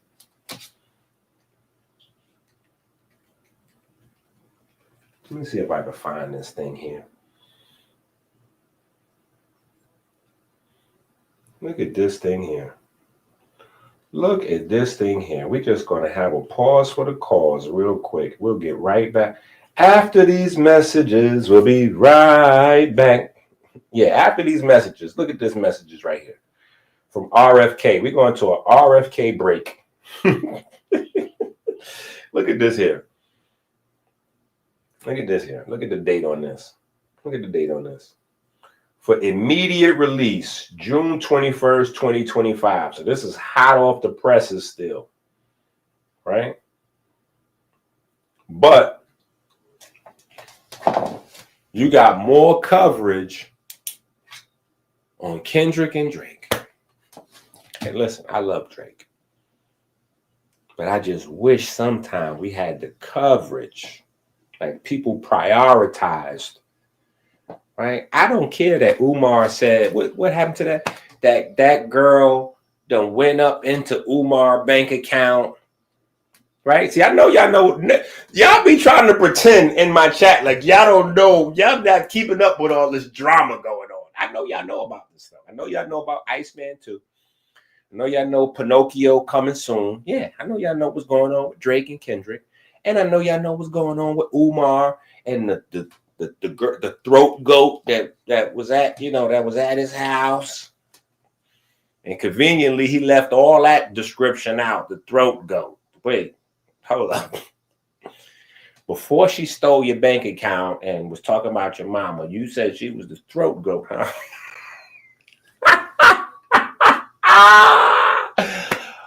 Oh, Jesus, take the wheel. See, that's why we gotta start having these God conversations. I know we don't want to have God conversations, but we gotta. I'm talking about myself because I be having issues. I be struggling too. You know what I'm saying? So anyway, I do pray for Umar and hope that he figures it out.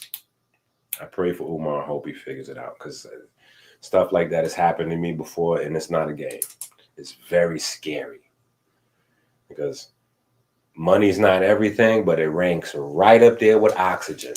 And when they freeze your money, it's tough. It's tough. Now, luckily for him, he don't have children. Luckily for him, he don't have children. You know what I'm saying? But that'd be, it's tough. Anyway, our man RFK out in these streets. HHS finds systemic disregard for sanctity of life in organ transplant system. Secretary Kennedy threatens closure of deficient organ procurement organization. The U.S. Department of Health and Human Services, under the leadership of Secretary Robert F. Kennedy Jr., today announced a major initiative to begin reforming the organ transplant system following an investigation by its Health Resources and Services Administration that revealed disturbing practices among major organ procurement organizations. Our findings show that hospitals allowed the organ procurement process to begin when patients showed signs of life. And this is horrifying. I want to stop right there. And I have to give a shout out to the only person that probably made more noise, not probably, the only person that I know made more noise about this issue on the internet until I was threatened and I had to zip it. Dick Gregory. Shout out to Dick Gregory. Dick Gregory went crazy. But that was already after he was so old that he had the old man license. Like when you get past a certain age, you could just say anything. And Dick Gregory was taking full advantage, right? But this is one of those instances where I hate to say I told you so, but I told you so. I hate to say I told you so, but I told you so. And once again, shout out to RFK getting busy out there in the streets.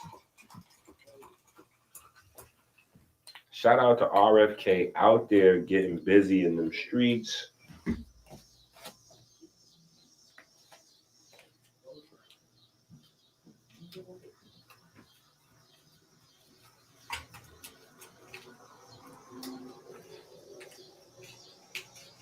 RFK shutting down. Now, y'all want to talk crazy? That right there is part of that. Now, listen, things have to be handled accordingly. So everything can't just say, but you got to read into it and understand, right? So we talking organ harvesting. Right? We're talking organ harvesting. Now, when you get to the deeper ends of organ harvesting, that's abortion clinics, that's human trafficking, that's the kit and caboodle right there. Because what RFK is doing is getting to the money part of that. This is that drain the swamp without using the language of that. That's what that is right there. Yeah.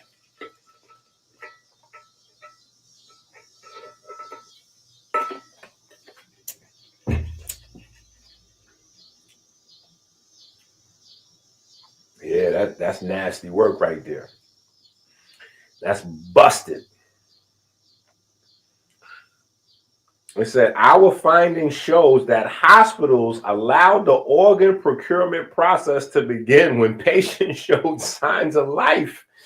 Yo, you don't need to say nothing else besides that. You don't need to say nothing else besides that. That means people that's living, that's healthy, that could still survive. Man, let me get this heart. Give me this liver. Give me these lungs. You know, we got somebody over here with a few dollars waiting, man. Give me this right here. I was telling y'all, be careful signing that up on your license. Organ donor. Organ dum-dums. Because no one else is donating. There's no other philanthropic process or charitable process associated with that. So like you're giving up an organ for free.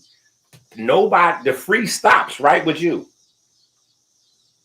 You just gave up a free wholesale quantity thing, and then everybody else is getting paid. Everybody else is getting paid. So you gave up a free heart.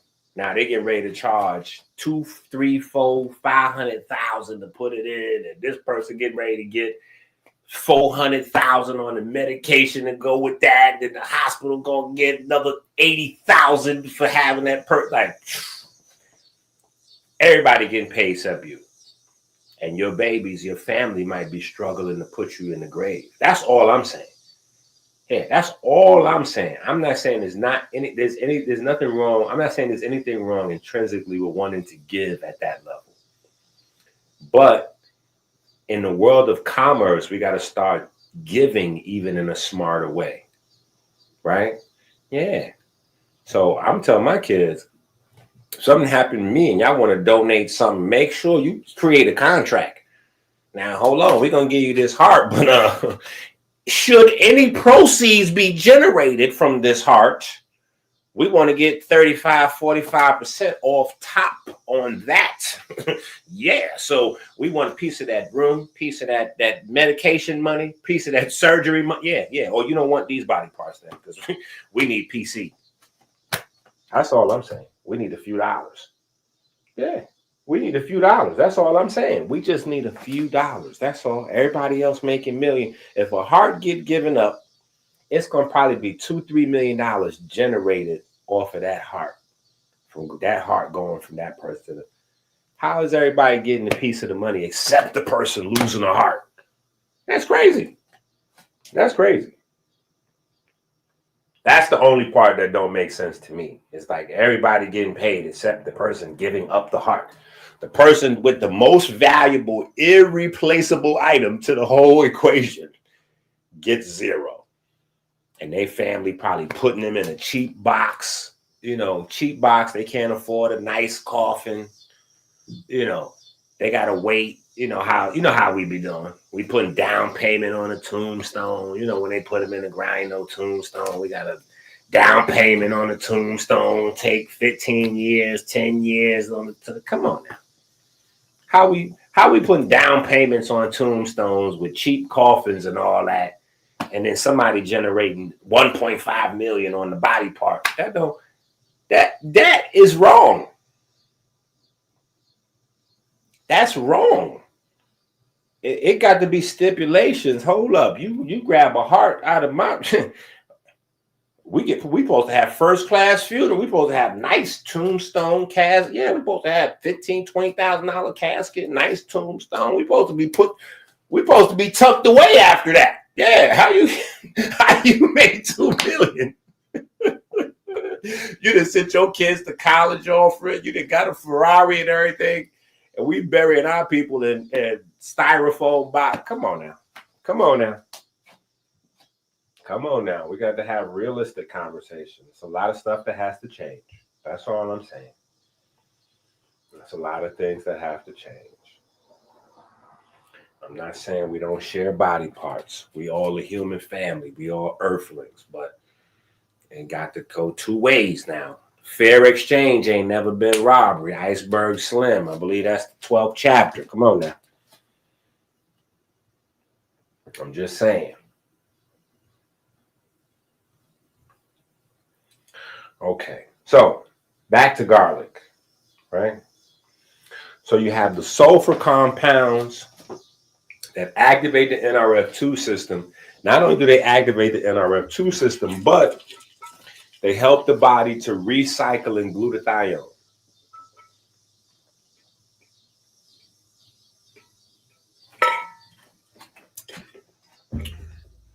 Glutathione is one of your body's primary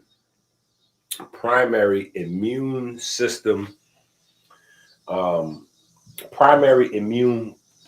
components, right? And that's primarily sulfur, right? And going back into our other conversation, the crazy part is garlic is good for sleep. Garlic is good for sleep. See, the Kemetic folks, they was crazy with it. You know what I'm saying? That's why garlic was everywhere. Because A, it stimulates the NRF2 system. B, it stimulates recycling and repooling of the glutathione system. Now, the glutathione system has a night part. Like Lionel Richie. The glutathione be working on the night shift. Glutathione be working on the night shift. Right? So you got glutathione.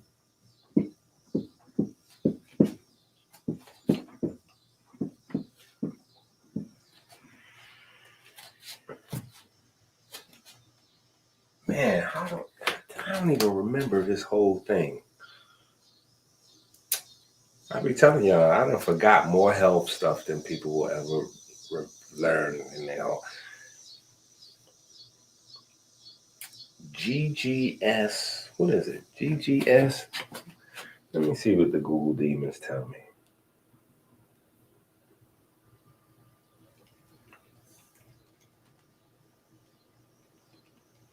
Come on, Google demons. Work with me. No, that's not it. think it's GSSH. See, the Google demons don't even know what I'm talking about. The Google demons don't even know what I'm talking about, right? You got, and then somehow it goes to something like GSS, might be GSSG, or something like this. Something like this. And from there, it goes into your REM sleep.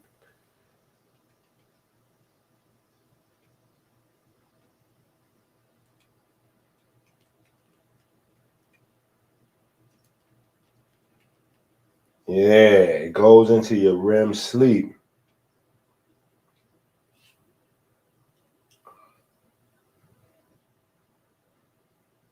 Okay, yeah, the Google demons, they on to something. But the Google demons ain't. The Google demons is stingy. You got to know too much. Right? But anyway, you got oxidized, right? That's pretty much after it's used up in its antioxidant capacity. You got a lot of oxidized glutathione, and it has to be recycled or reduced back to its antioxidant form. In that cycle, a part of that is your REM sleep cycle, right? And if you don't have a healthy recycling of glutathione, you will not get the REM sleep, and you're definitely not doing the lucid dreaming thing, right? Because lucid dreaming goes along with REM sleep, and REM sleep goes along with your body's glutathione system and the cycle of melanin concentrating hormone and autophagy. Melanin concentrating hormone, autophagy, ketones, and glutathione all contribute to your REM sleep and your lucid dreaming. Right? Yeah, they all play a key role together.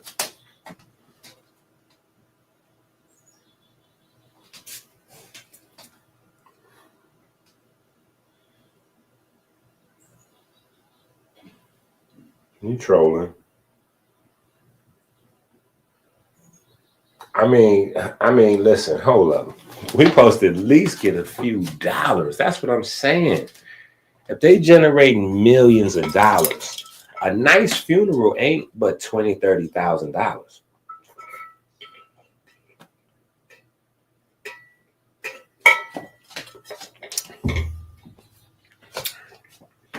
That should be nothing. That should be off top.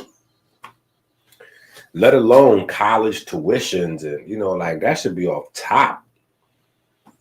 Taking care of everything else. Like that should be carte blanche. Like the moment you decide to donate an organ that's going to generate $1 million or $2 million, everything else associated with that person and their baby should be taken care of, at least health-wise.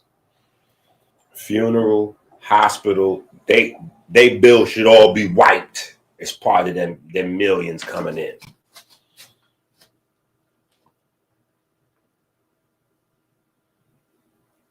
Yes. Tika said, Inky, you're giving up too much information now. They supposed to clickety clank, clickety clank. Something supposed to go into the piggy bank. And I concur.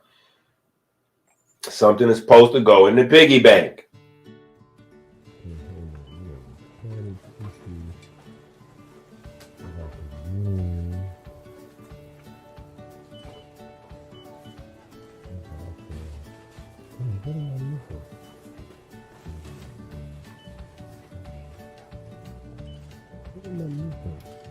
Oh, I know what I'm supposed to do.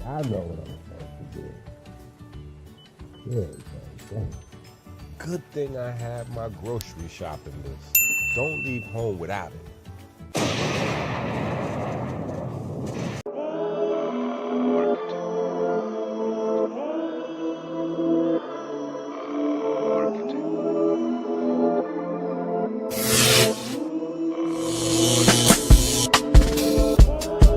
The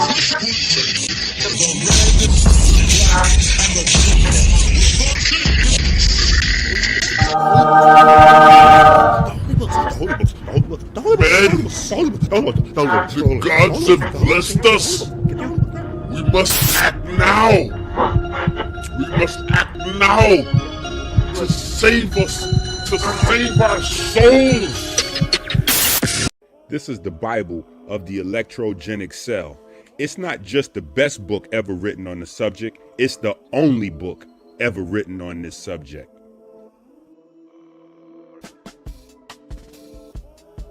Brought to you by supporters of Christ. All right. Now, outside of the benefit of the NRF2 system, the glutathione system, allicin is a whole nother monster, right? For blood flow, right? So you have a lot of people that push the aspirin thing hard, right? But for me,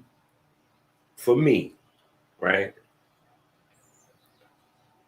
Aspirins don't do as much benefit as garlic and red onions. So the aspirins, you know, people push that pretty hard. I know David Sinclair, funded by Bill Gates, he's out there pushing very hard for aspirin. Me, I'm going to stick with my Puerto Ricans. I'm going to stick with my Kemetic science. I'm going to go garlic. I'm going to go garlic with some red onions. But I'm going garlic, I'm going onion. Right? Then you have flavonoids. I think there's a lot of info floating around on flavonoids. You have saponins, lectins, oligosaccharides. Then you have this whole, see, there's a lot to garlic that it's a lot to garlic, right? This is a whole rabbit hole. Try to make this as big as possible. This is a whole rabbit hole. I don't even have time for this, right? I don't even have time for this. This is a whole entire rabbit hole by itself, like that. That is a whole entire universe of information that we could just jump into, right? We can get lost in that. Let me see if I can pull up something real quick for y'all so I can see what I'm saying.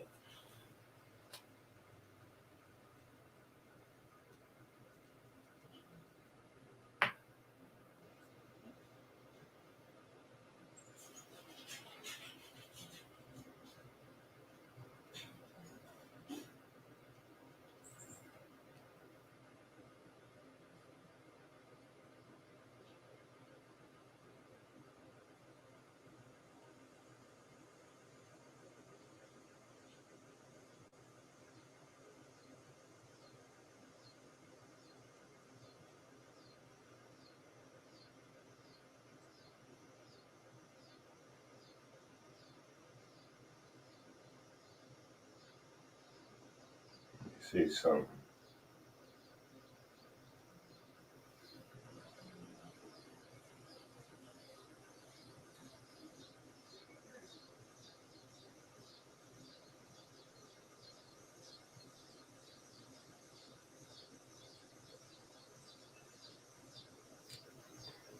Yeah, see, here's an article right here.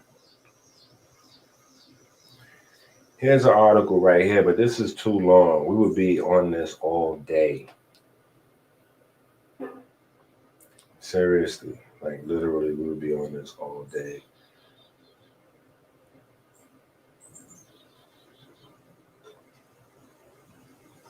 Yeah, we would be on this all day, right?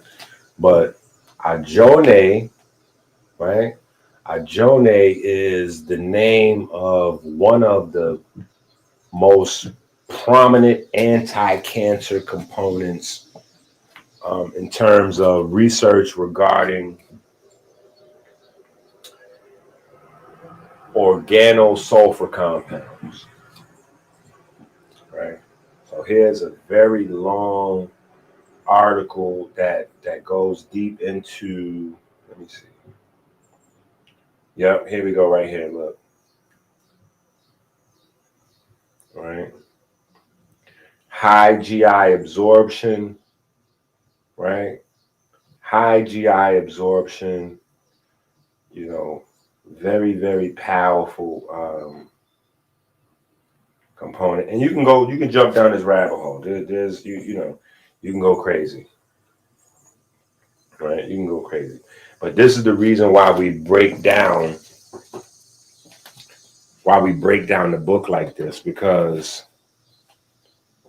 in the biochemistry book,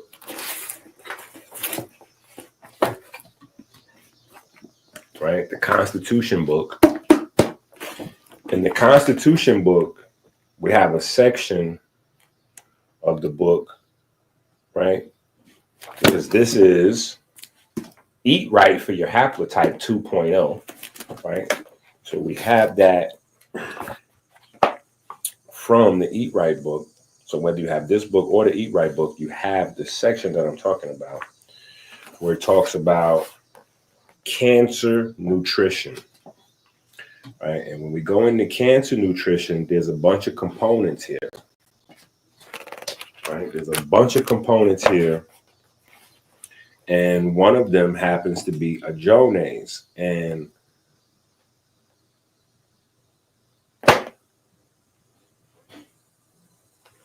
the Eat Right book was transformative for a lot of people. There are people that hit me up all the time and like, yo, I became a holistic healer from that book. You know what I'm saying? Like, that book's my Bible. Like, that book, I'm still like using that book, right? Many of those people have gotten this book and they love the upgrade, right? It has all that info and then some more, right? But there's still some people that's like, yo, where do I get these things at? So that's another thing that we wanted to do with the kitchen chemistry book, is some of these healing modalities and protocols, right, that people were looking up, like, say, for instance, the cancer, right, which is on page 153. There's a lot of different key items that you may not know where to go, right? So now, let's say, for instance, you have the kitchen chemistry book. This is how you would utilize those books together, right? Or just one of the ways you'd be able to utilize the books together, right? Because now, say, for instance, you're looking at garlic. Well, when you're looking at garlic, right, you're going to see certain key active compounds, right? But then, as we continue to go through here, or rather we start at the top, right? We start at the top. As you continue to go through here, you're going to see other components, right? You're going to see other components and be able to put these items together. And be able to put these items together, right? So now you go, oh, I get it. Oh, I get it. This is how you put the actual, and this is again where we go to the whole food diet conversation, where you're having specific types of food because you're looking for specific. And this is why I said, you know, heating the food, it's like debate. Because for some foods, heating the food, right? But garlic is some things you can do with garlic. You can make garlic sauce, which some people do with heating, right? But you can also use your blender, right? You can also use your blender and make some garlic sauce. Still got the taste, but a lot more potent nutrients are still kept intact, right? Still a lot more potent nutrients. So I'm just saying, now you have the ability to index some of the foods that will go along with whatever the protocol is that you're working through, right? Because in the biochemistry book, we have the foods, the breakdown biochemically and all that kind of stuff. But in the kitchen chemistry, now you could prepare the meals. Now you can build the healing modalities in terms of the foods, the meals themselves, right? That's the real beauty supply store, right? That's the real beauty supply store. Oh. Okay, this is the Constitution. The Constitution book is Eat Right for Your Haplotype Part 2, right? And the main book, this stuff right here that's on the screen, this is coming from Kitchen Chemistry Part 2, right? So that's another book. And I'm just saying, in the Eat Right book and in the Constitution book, right? Because we know Constitution of America, right? There's a Constitution of America. But this is why this book is so important, the Constitution book. Because America is the most unhealthy country. So what does that mean? That means the physical Constitution of America is under attack. Yeah. Sometimes y'all don't even know when we be ahead of our time. Yeah, y'all don't even know how far ahead of our time we be, right? Constitution, Declaration of Independence, right? Constitution, Declaration of Independence. We be on another level with it. But yeah, so you can use these books together. When you get the kitchen chemistry books, right? You can use them together with the Constitution book to be able to go in your kitchen and get busy with the get busy in real time. Yeah, in real time, you can get busy with the get busy. All right. FOXO activation, autophagy, clean the mitochondria. That's the other part I want to talk to you about. Let's go back. Yeah, let's go back to level 6. All right, let's go back to level 6. These are our comedic naturopathy application. So, you know, I have to kind of remind my folks, because we had some folks that was hard body. They're like, I got rough ashlar, I got trigonometry, I paid $1 zillion for the Legend of Wuxia, I got all the workbooks, and then what? You just went over here. All of these things, we still doing this. We still putting the pyramid together. Understand there's different levels to building the pyramid. The blocks that they use at the bottom or the base, the cornerstone of the pyramid, is not the same as the ones they put in the middle. The ones they put in the middle, not the same as what they put at the top. Then what they put to cover the pyramid, not the same as what they put in the middle. Like we still building, right? But everything is a part of the building. Everything is a part of one edifice, right? So in the Kitchen Chemistry 2 book that just came out today, right? Everything is popping back up. Like, oh, wait a minute. That's the Eat Right. That's the Constitution book. Oh, that's from the... It's starting to click. It's starting to make sense. You know what I'm saying? Because it's a huge body of information that, like, that we're under, like, it's just me and you. Like, it's just us. Right? You know what I'm saying? So it's a lot. You know what I'm saying? So it's a huge undertaking. You know what I'm saying? But as you're patient, you get the books, you study, it'll start clicking. It's going to start looking masterful, right? And you're going to start to get the same way I be flipping through these books. You're going to start doing that in your house. Watch. When you have people over, and you're going to look like an alien to them.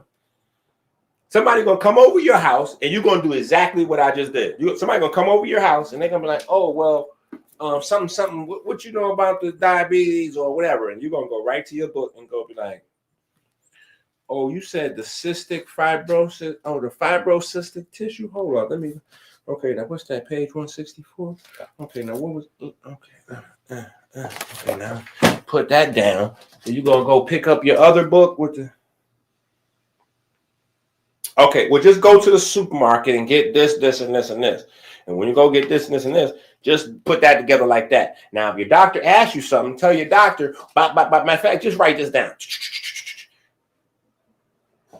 They're going to see you go through 2, 3, 4 books, put that together. They're going to go talk to their people, whoever, their family, doctor. They're going to come back and be like, where you got them? Where you? Now, hold up. Where you got that? Where?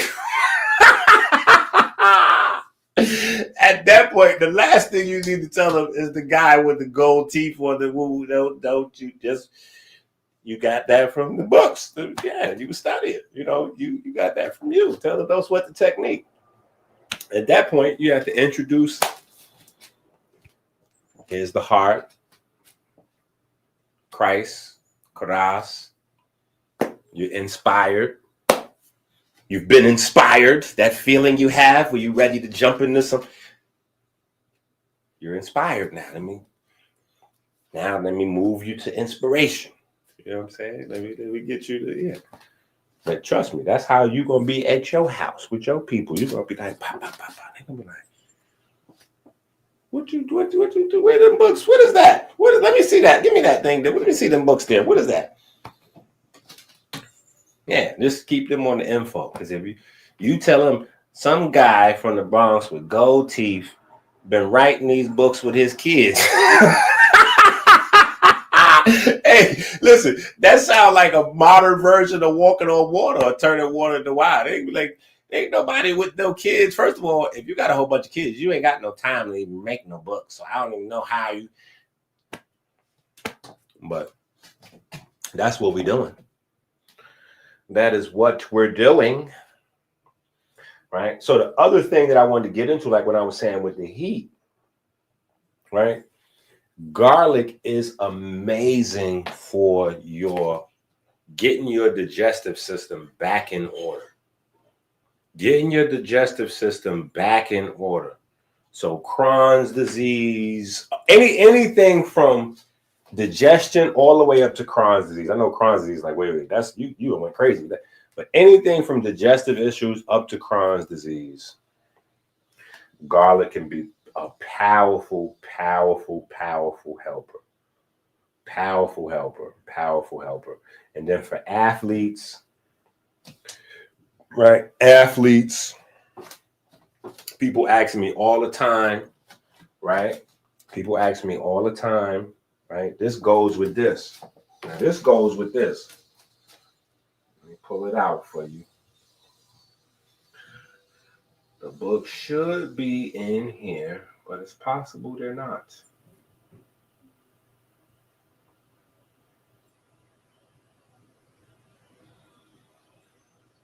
That is interesting.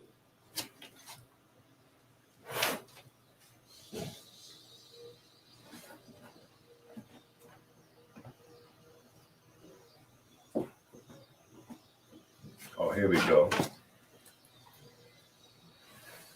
Boom. Here's one of them. All right, this is 15. So that means 14. Let me see. Okay, here's another one. Ooh, okay, here they go, right here. 360 Sports Articulation. These books, it's 3 of them. You got the brown book. You got the purple book, like the purple tape. You got the purple book. And then, of course, you got the black book. 360 Sports Articulation. These books are for tendons, ligaments, sports injuries, all of that, right? So we have books for these items, right? We have books for all of these things, right? We have books for all these things. But if you don't have these 3 books, you need these 3 books. They obviously go together. Collectively, they are a part of the Comedic Naturopathy series. It's workbook number 13, workbook number 14, and workbook number 15. Right? But again, I'm just showing you how it all comes together full circle, because you have a very quick, easy little you dig. I wouldn't even call it a recipe. It's just a quick little you dig, right? A quick little you dig, a quick little vibe, a quick little aura farming, right? Aged garlic, right? Aged garlic or black garlic with some young, happy, fresh cilantro. Put that together. Blend that up. Zzz, blend that up. Now you can add that with anything. You can add that in the smoothie. Actually, if you are not Puerto Rican and or from the Bronx, you probably should not put that in your smoothie. You probably should not put that in your smoothie. If you're from the Bronx, and definitely if you're Puerto Rican, you could handle that in your smoothie. You'll be just fine, right? But anybody else, you might want to put that on your meal or your salad or whatever, right? So that might not be a whole food thing. That might just be something that you add as a nice little, nice little fancy dressing. Like, for instance, you could take a grapefruit, peel a grapefruit, right? Chop it up, peel it first, then chop it up, drop that whole grapefruit in the blender, then put your aged garlic or your black garlic or both in the blender. Throw your cilantro in there and hit that joint on high. Zzz. Amazing salad dressing. Amazing salad dressing, right? And it's going to do all kind of other stuff. But you don't even got to address all that. That could just be dressing, right? That could just be dressing, right? So somebody with their bones doing like this and all that, yeah, zzz, put that together, throw that in the salad, Gucci. Or if they eat meat, they could go up on they whatever, chicken, steak, burger, still the summertime, folks having barbecue. You could pull that out, let folks dip whatever, they little shish kebab or sausage or, whatever. They're like, ooh, what is that? Don't worry, you need it. Don't worry about it, you need it. Go ahead, you can eat it all. Matter of fact, I brought that over here for y'all. Go ahead and eat that. Yeah. Go crazy. Yeah, go crazy on that. Just, yeah. That's going to help neutralize all what the rest of this is. That's what you do. You just sit that on the cookout table or the picnic table and say, yeah, if you like that, yeah, that's going to help neutralize all this, all whatever this is. That's going to help neutralize that right there. Yeah.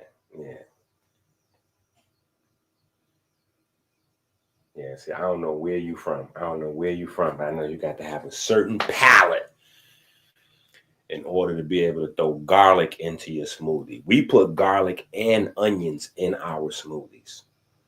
Yeah, there was a time when Chase did not fully trust my decisions, right, with the smoothie guidance. But I had to pull, I had to go crazy on him because I got Chase on video from. So there's a video of Chase when he's like 5 years old, maybe 4 years old. We in the Bronx at his grandmother's house, his mother's house, and we making a smoothie. And it was all kind of delicious stuff that we put in there, like typical smoothie stuff. And then it was time to put the onion in. He was like, so I had to pull that video back out on him. A big Chase that like, whoa, we already went through this, champ. Let me show you this. Let me let's go for a quick little rewind, sir. You see it? Now look at that face after you taste that smoothie right there. He was like, oh my God, this is delicious. So see, we put the onions in it and it was still delicious. Because if you got fresh red onions got a little sweetness to it. if you don't overdo it. They got a little sweetness to it. Garlic, hint of garlic, got a little, it's an acquired something, but you can blend it in with citrus and some other things, and then before you know it, you ain't even. Anyway, point is, right? Point is, it's some good things that you can do, right? And there's a lot of information in these books, and we haven't even went over a bunch of stuff. We just highlighted maybe 3 foods.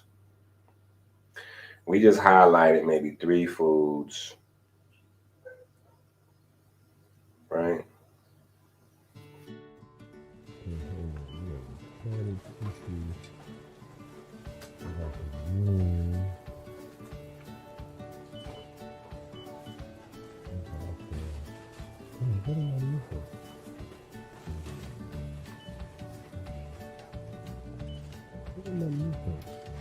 Oh, I know what I'm supposed to do.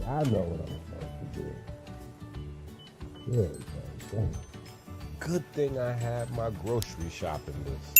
Don't leave home without it.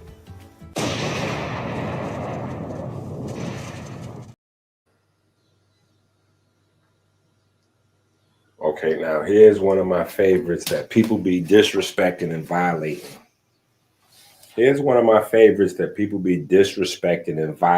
Because it's at the supermarket. So that's one of the other problems with folks that I think the Dr. Sebi food list caused, because it created like rare food syndrome. I don't know what, I just made that up. Rare food syndrome. But, like, especially with the social media, like everybody wanted to be the person breaking down like the food that nobody ever heard of before. Like, yo, I'm telling you, dragon fruits is like the best for this and that and the other. And for me, I always thought like the opposite. The smartest person in the room is not the person breaking down some rare fruit that nobody, who cares about goji berries? And, like, I mean, goji berries cool, don't get it twisted, but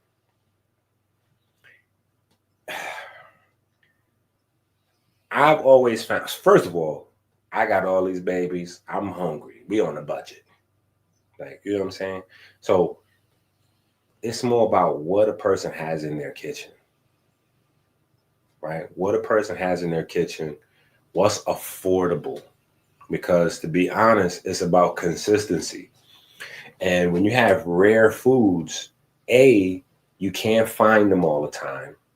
B, if you do find them, they expensive. So John Q. Public can't eat them every day. Which means you can't get the health benefit, because the health benefit comes from consistency. And the basic level of consistency is this. Let me show y'all what the basic level of consistency is. This is what you should be planning on doing any program for. Any health program that you're doing, you should be fully prepared to lock into that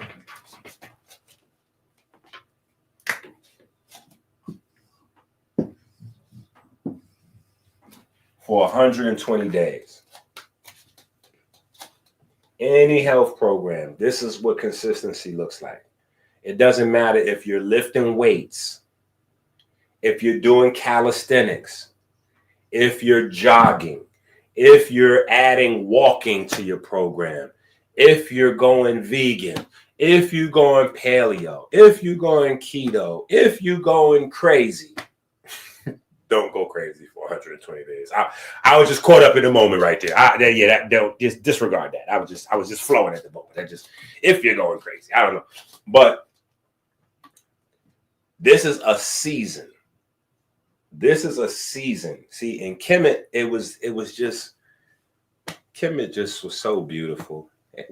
Everything is still, I mean, Kemet's like, come on. How can we overlook the fact that their seasons was 120 days? Our season is 90 days. Their seasons was 120 days. the same amount of time it takes for you to renew your blood. Ain't that crazy? Ain't that crazy? 120 days is a blood cycle. That's how long it takes you to renew all your blood in your body. It just so happened to be coincidence that that's a Kemetic season, right? No. Remember the debate. See, sometimes you just got to let people talk themselves into trouble. Remember, the quote-unquote European scholar said that Kemet had nothing to do with black. That Kemet was the dirt of the ground and the black soil, right? And a whole bunch of people started debating that concept. I never felt the need to debate that concept because to me, that was stupid. Only people that are unaware of Kemetic science and Kemetic culture would think it's possible to disprove Kemetic people being black by making such a crazy statement. Because the Kemetic culture and Kemetic science teaches that the people were made out of the ground. So if you say that the word Kemet is the black of the ground, well, all you got to do is read the Kemetic science, you know, and they say that people was made from the dust of the ground, just like the Bible says. So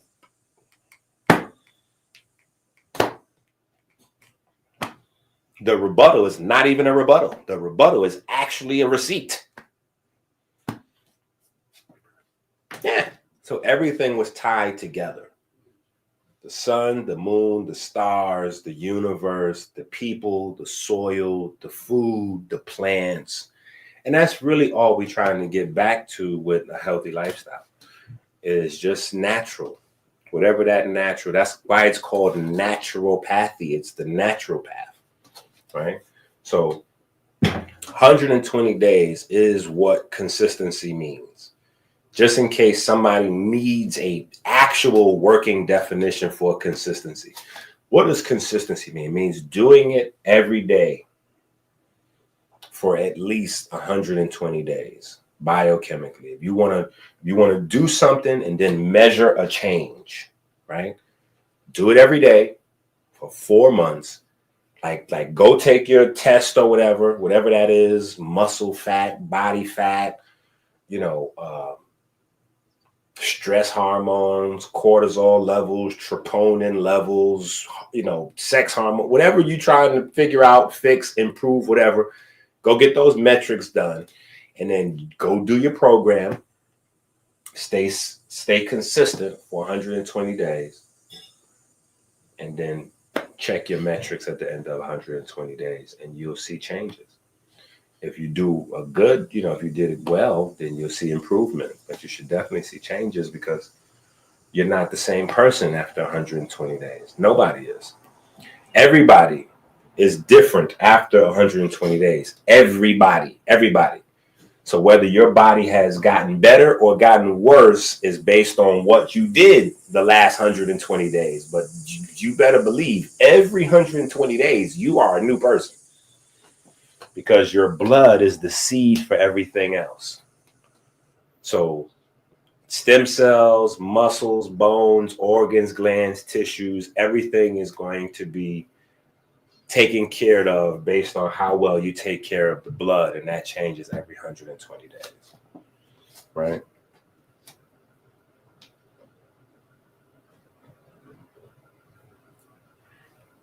Come on, will you just tell the truth? Listen, will you just tell the truth? Come on now. Will you just go ahead and tell the truth? Just tell everybody. Go to AmericanHealer.website. Matter of fact, I'm about to scream at Chase right now. Watch this. Chase! I'm about to get on Chase right now. Thank you for reminding me I need to get on Chase. Chase done violated me the other day. Watch, he be violating me. Chase the fur.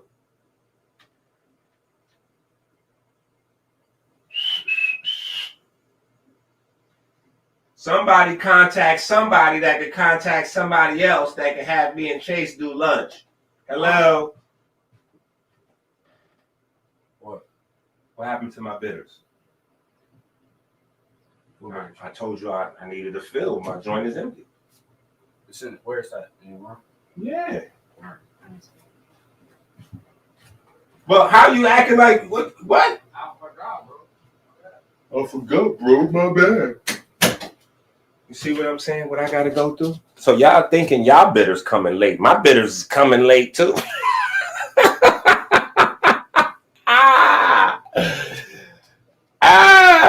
Somebody tell the truth. Listen. That is all facts. Yin, Zen, Yang. That's a tough name right there. Yin, Zen, Yang. You got the yin and the yang with Zen in the middle. That's kind of tough right there. That's tough. That's like one of those, back in the, I still got rap that lives in my heart. So back in the days, if somebody had a rap name or they set a bar that was like, you was mad that you didn't come up with that first, like you'd be hating a little bit, even though you admiring, you be hating just a little bit. That's one of them things right there. Yin, Zen, Yang is tough. Yeah, I gotta give you props on that. That's tough right there. Yes, but definitely tell the truth. The bitters and the sea moss, specifically, the bitters gonna help repro, because the history with bitters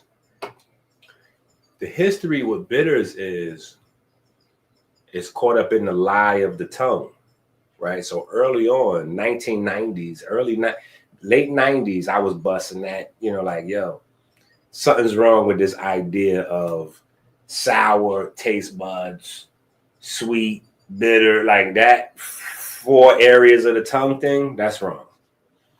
I knew that was wrong because you could taste something all over your tongue. That's number 1. Number 2, when you get a cold, you don't taste anything. And the cold is your nose is stopped up. That ain't got nothing to do with my tongue. You know what I'm saying? So I already knew that the taste bud thing was crazy. And so scratch a lie, find a thief. Just over time, I just start finding out more and more stuff, culminating in the book, right? If you don't have the book, get the book, Beer and Bitters. But yeah, you got receptors for bitters in your heart. That's mind blowing for me. That's why I don't even play with the bitters. I gotta have me some bitters. You got bitter receptors in your heart. Like the bitter receptors, the herbs that stimulate the T2R receptors, like specifically in the heart, tune the cardiac melanocytes and improve their ability to keep your heart like the Christ complex, like keep your heart, that electromagnetic wave, like to keep that music. You know what I'm saying? Like, it's crazy. It's crazy. But tangerines, you know what I'm saying? Food you probably got at the house right now. Right? Food you probably got at the house right now. Low calorie, high nutrition. Low calorie, high nutrition, right? There is no person watching this video that does not need more vitamin A. There is no person watching this video that doesn't need more vitamin C, but you don't really know how much vitamin A you need, right? We don't even know how many vitamin A, like, here's another set of nutrients that's exclusive to tangerine. Now, let me tell you about this. Well, not about this specifically, but just in general. When they find that there's a food that does things in your body that no other food does, but they don't know what that thing is, they just name it after the food. So that's how you get betalains, and that's how you get these things here. Tangerines. Yeah, that's how you get tangerines, right? That's how you get tangerines. right? What is tangerine's? This is science. Huh? We don't know, but it's amazing for your health, right? Yeah, that's what tangerine's do, right? So this is something that's in your house. You go to the supermarket right now. Your supermarket probably has a bag of 20 or 30 tangerines for $5. Right now, this moment, your supermarket probably has a bag of 20 or 30 tangerines for $5. Now, let me show you something what I'm saying. Let me show you where the money is at. Watch this. Let's go to the money real quick. Look. Let's go to the money real quick.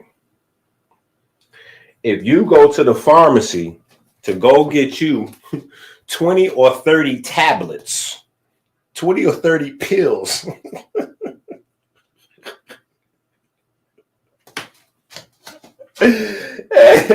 hey, what's $5 divided by 20, right? They charge you 25 cents per tangerine, right? If you go to the pharmacy to get some pills for hypertension, it's a guarantee them joints ain't 25 cents a pill. If you go to get you some pills for neuroinflammation, your insurance got to pick that up, because if you look at the actual price of them pills might be $25 a pill. Yeah. Some of that medication, you can't even get that medication without insurance, Red Cross, Medicaid, Blue Cross. Somebody got to cross them prices out. Some kind of cross them prices out. You got to have tangerine, 25 cents up the street there. 25 cents.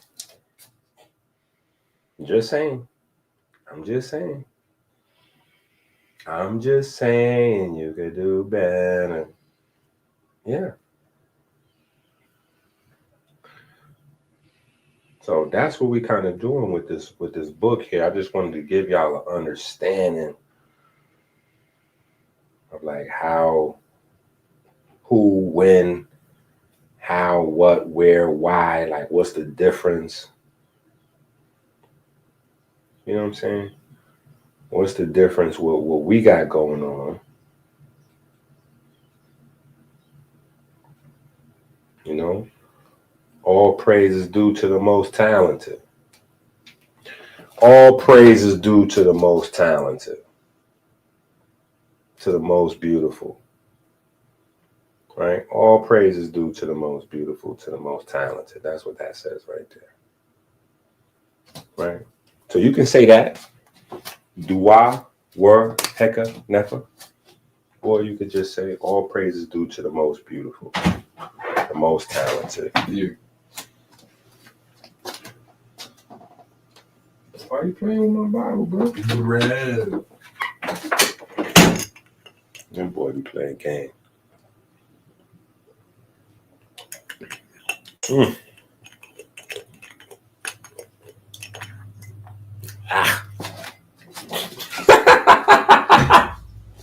Yeah. That part. That part. Right? This is why you have to go to Amazon and get the book, Rich Abs, Poor Abs, now.